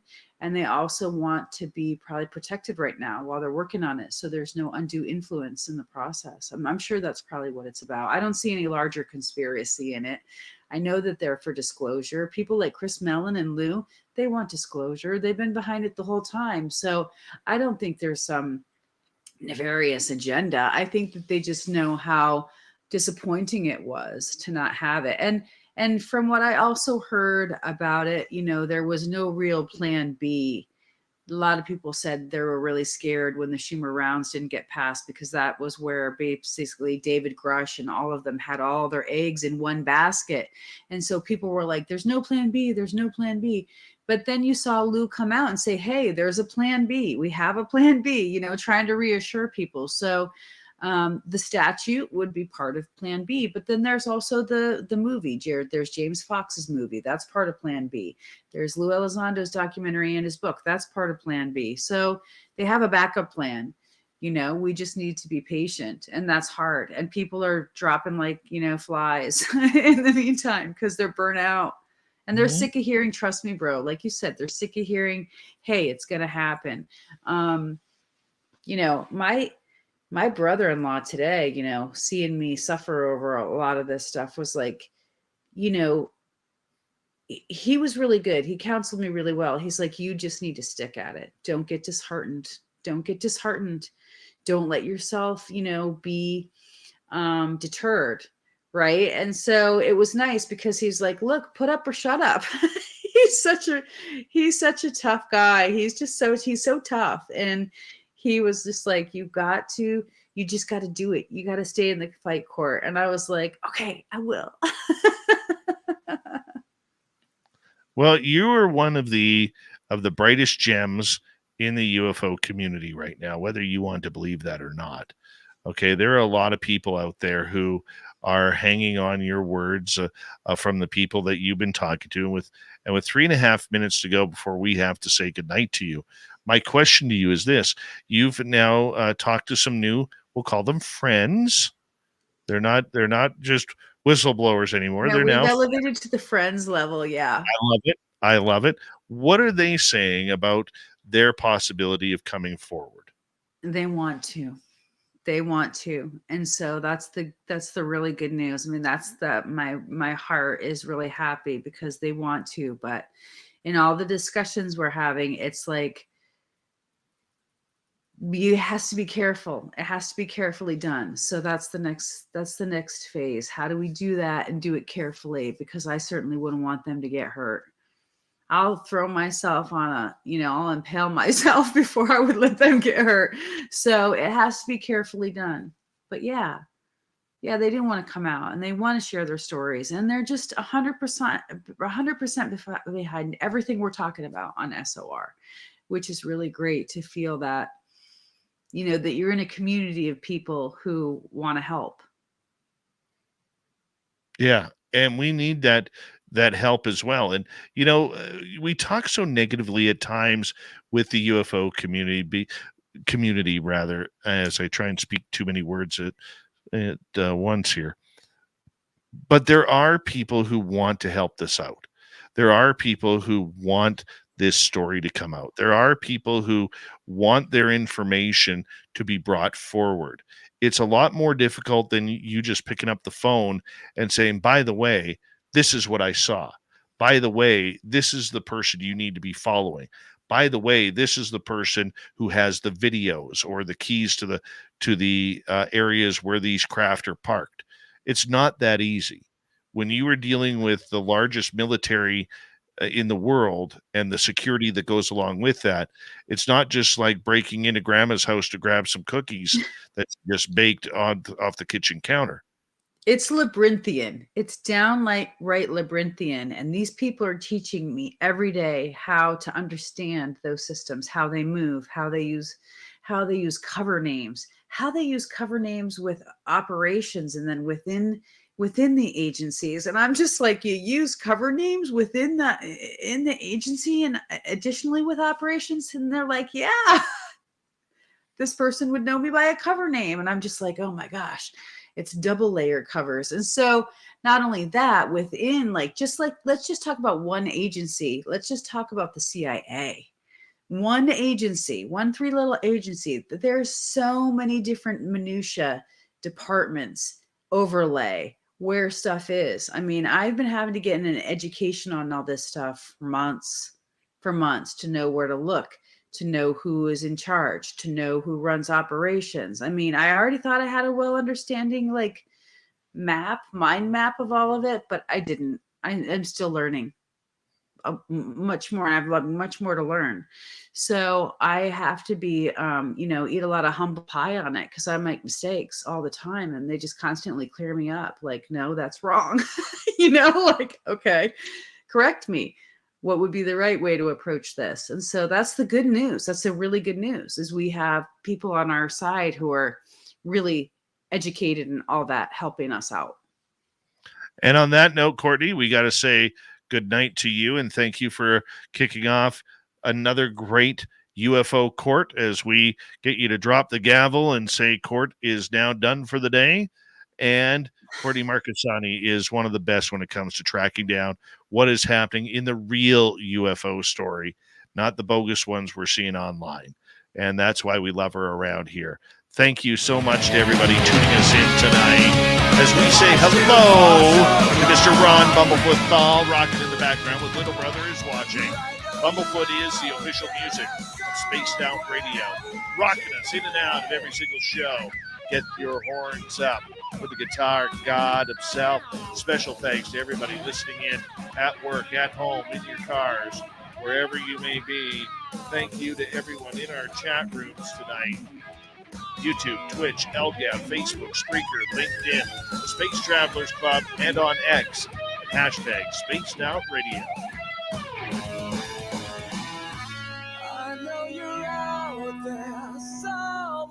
Remember, this show is copyright by Spaced Out Radio and SLR Media Ventures Limited.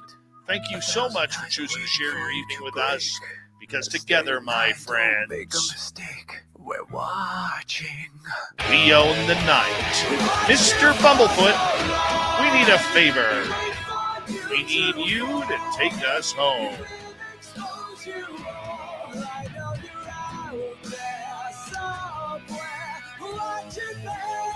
Yes, the Woo train has docked for the night. But soon, my friends, we shall ride again. Your seats are always available. Your tickets never expire.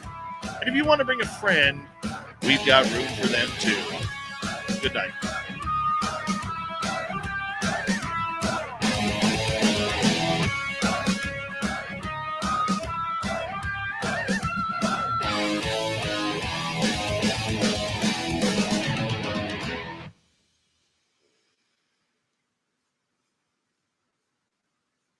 You know what my dream is, Court? Tell me, brother. My dream is to one day have a fan party.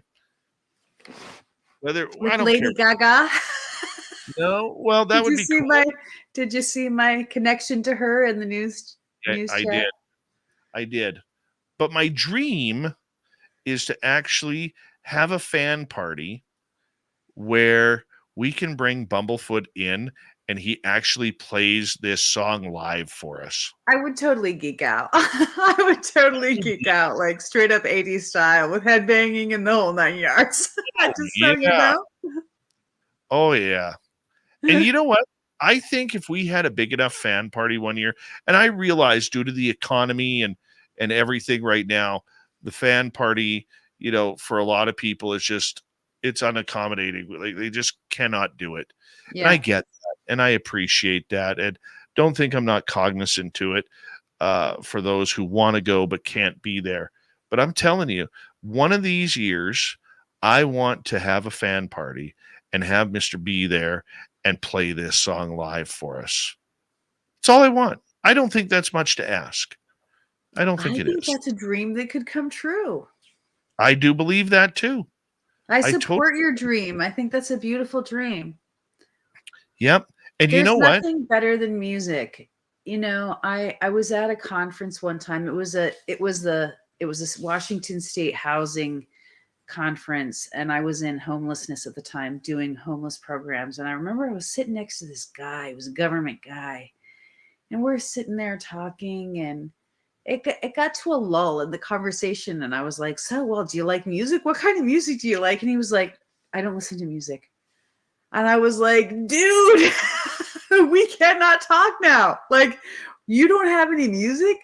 Oh my gosh. Like, it really was like a non-starter. We couldn't go anywhere from there. There was nowhere to go. Because I think music is like everything. For me, it's like, my life. So when people say they don't have any music in their life, I'm always just like, oh, how And can this that comes, be? and this comes on the week of the passing of Lane Staley from Alice in Chains. I believe that was 30 years ago now. Yeah. Yes. 30 years ago. That would be right. Yeah. Now, I've seen Alice in Chains twice in concert, but Jerry Cantrell took over the lead singing duties, and they are still incredible. I love Still, Alice in Chains. oh, Yeah. me too. I'm a big Me fan of that whole period. I heard Pearl Jam my first year of college in Pennsylvania, and I was playing ball. I was playing two sports, and I remember I was just having some fun playing a pickup game of basketball with some guys on a local court. And the one guy gave me a tape, and he was like, you should listen to these guys. And so I put it in my tape cassette on my way home, and I listened to Pearl Jam's Black. And oh my gosh, I was just transformed when I heard it the first time. And I still feel the same way hearing it now. When I hear Black, I'm always just like transported to that area, that time in my life when there was so much fun. And so, I mean, music for me is everything. It's soul. You know what I mean? It's the soul. I was never a Nirvana fan. Just never cared for them. To this day, I hear Nirvana on the radio. I turn it off. I know, but their roots are like coming out of like Evergreen out there and middle of nowhere and on Washington. I mean, it really is an incredible story. Oh, I agree. I totally agree with you. I mean, Seattle was rocking back in the day. Yeah, well, I kind of missed the big like grunge period. I came there after I graduated from college in 99. So it was like the tail end of it. But I did get to meet, all those guys. I got to meet all of them in Seattle. And, I got to see the lead singer for Soundgarden running on Alki Beach. So they were all there, but they were like superstars by that point. They weren't like up and coming, like gritty artists. From the first year that I heard Black, that was in 92 or 93. Yeah, so it was 6 years. They just went phenom in 6 years by the time I got out there. Do you know who Eddie Vedder's favorite band was?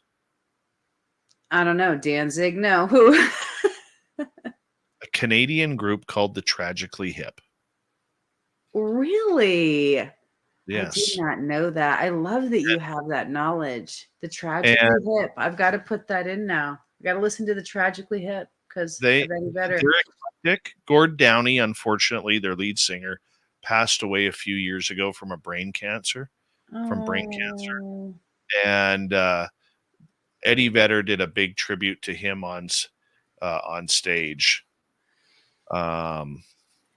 back in well, he got a little bit out of touch. Eddie Vedder did. I saw them play in Missoula a couple times when I was there in college, and he came on the second concert, and he was like insulting all the Montanans, saying that we eat beef. We're a bunch of backward people. I mean, he really got abusive there, towards more of his liberal views, which that was his stance, but I don't know. People listen to the recordings later and they're like, wow, is he always so abusive towards the Montana audience? And I was like, well, yeah, but Jeff Ament was from Montana. He was from Big Sky.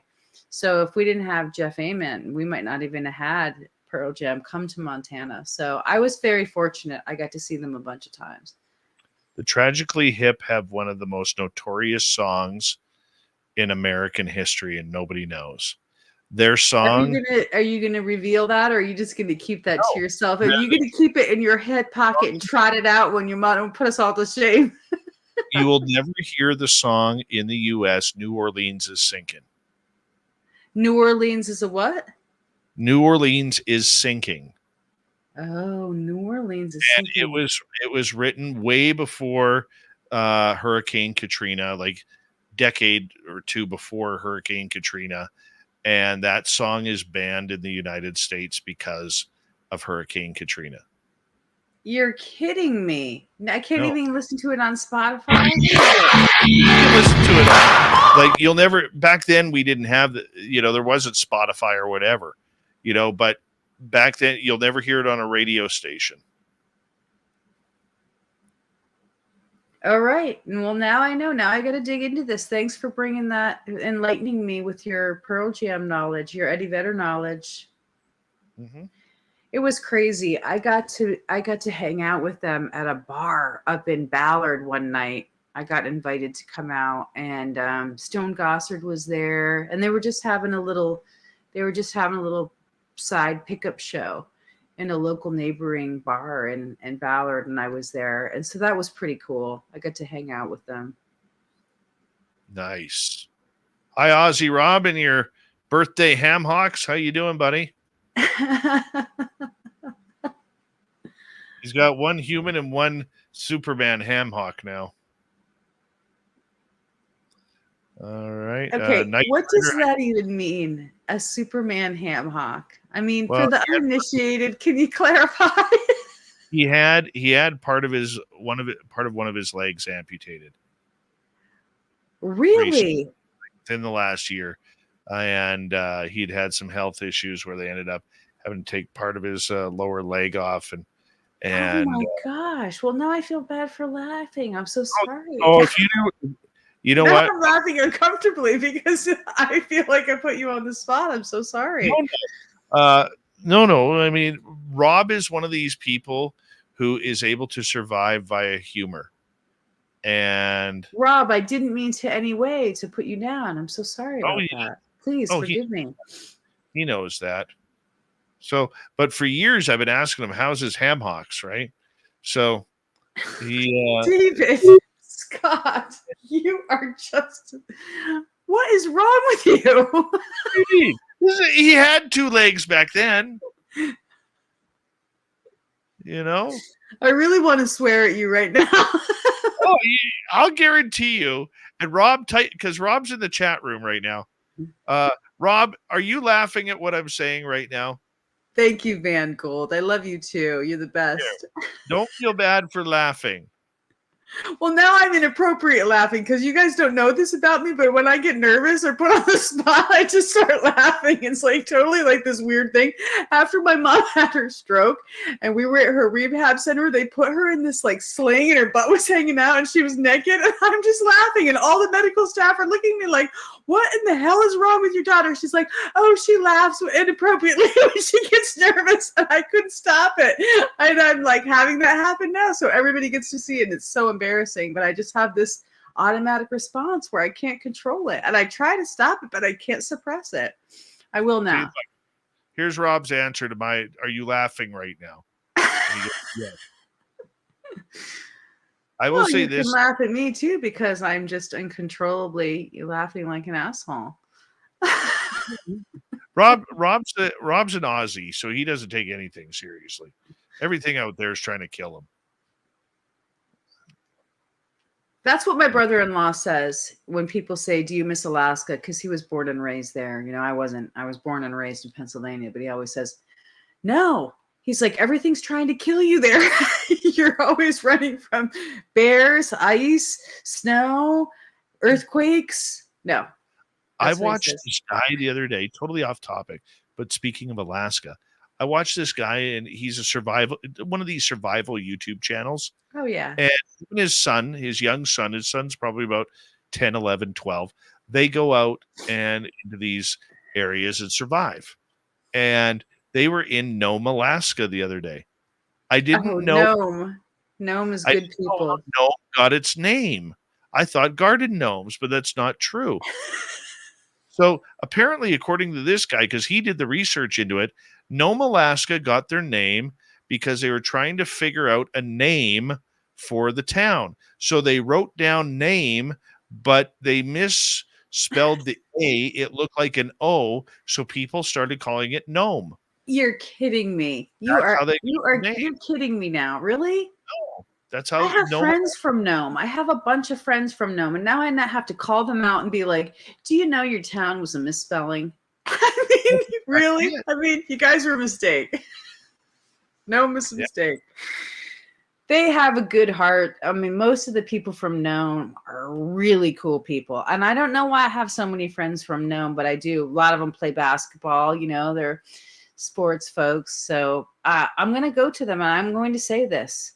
You guys were misspelling, and see how they respond. And you can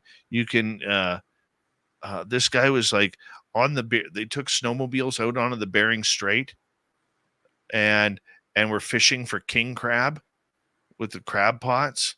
Oh yeah, and it's like one of the only places that you can get to by plane where that when it freezes, the seawater actually freezes up onto the land. Yes. And you can actually, at some points, some years, you could actually walk to Russia over the ice. You can walk to Russia. That doesn't happen anymore. Are you serious? I don't think it's happened in a long time, but it used to be You're able to. talking about the ancient land bridge where, the migration happened and different cultures. No, but when it freezes. I don't think it still freezes though all the way over to Russia. I mean, No. there was a crew. There's a slit there that's big enough for like a ship now. Are you setting me up? Are you trying to punk me? I'm just going by what I learned off this guy's video. Don't blame me, blame him. I'm going to go. I'm going to ask him. Because, that's Sarah Palin's whole thing. I can see Russia. I can see Russia from my back porch, like, I don't know what she's talking about, but, there's no connector anymore. I didn't think so anyway. I'll have to find out. I'll go find this guy. I'll see his research. Well, it has been a fun night. It's after 3 a.m. here on the East Coast. I'm so glad I got my nap so I could do SOR tonight. And whoever was asking you that I'm anti-disclosure, I'm not. It was like, you really need to think about whether you want to be on Dave's platform if he's not for disclosure, because then what are you working for tirelessly? And I was like, well, I need to clarify this. This is an important point. Because I thought you were for disclosure. So I'm glad that you are. I'm totally for disclosure, but I want the real disclosure. Oh, and we do too. He does too. Yeah. That's all good. Yeah. It's all good. We're all on the same team. I'm okay with that. Well, I will see you. I guess I'll see you on Wednesday night. All right. When do you head home? I'll probably be at the fan party before I head home. Really? That's what I'm starting to think. Hopefully I'll be able to talk soon about this project that came up that I got invited to in New York City. It's a very big deal. And so I want to be able to talk about that. I can't yet. I have to get permission to share it on SOR. So that's keeping me in New York until the 17th. And then I have to go up to Pennsylvania, what I came to do, which was to move the rest of my mom's stuff. So that'll probably be the end of the month. I got to drive it all out to Montana. So I would essentially have a week before the fan party. So I'll probably just drive out to the fan party from Montana. Why not? I'll probably have a sighting. That's where I saw my first one anyway, when I was coming down from Montana. I'm excited for you. Then just drive right down to Reno. That's what I'm saying. I'll just drive down to Reno. Yep. That works. That works for me. There's more than one way to get to Reno. Many paths to Reno. Always, right? Yeah. All right, Court. Thank you for your night. Much love. We'll talk to you soon. Rock on, brother. All right, sister. You take care. All right, and big thank you to Shaq Valet, T-Bone ×2, CS, Ukrainian Anita, Pixie Lara, Ozzy, no, that's Bigfoot Rob, and Deborah Rooney, and Dave Schrader, for the super chats. Tomorrow at 6 p.m. Pacific, 9 p.m. Eastern, I will be on Bigfoot Rob's channel, Bigfoot Michigan Rob's channel, doing an interview with him if you want to tune on in. That'd be kind of cool to see a bunch of you there. I don't know what we're talking about. Probably Bigfoot. Go figure. And tomorrow night, our guest is Edward Monge. He has a new documentary coming out about monsters and legends. It's going to be amazing. Absolutely amazing. So I will see you all tomorrow night, starting off with Bigfoot Rob, then coming on over to our show. And we'll see you soon. Peace. Good night.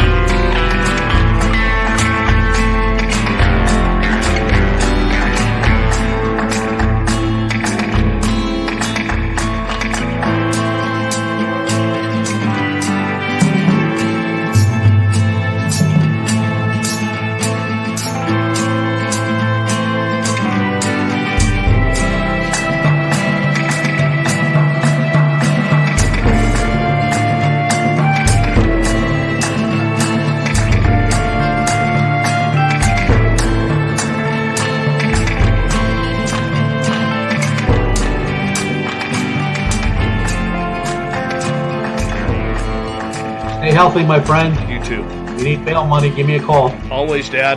Take care. You too.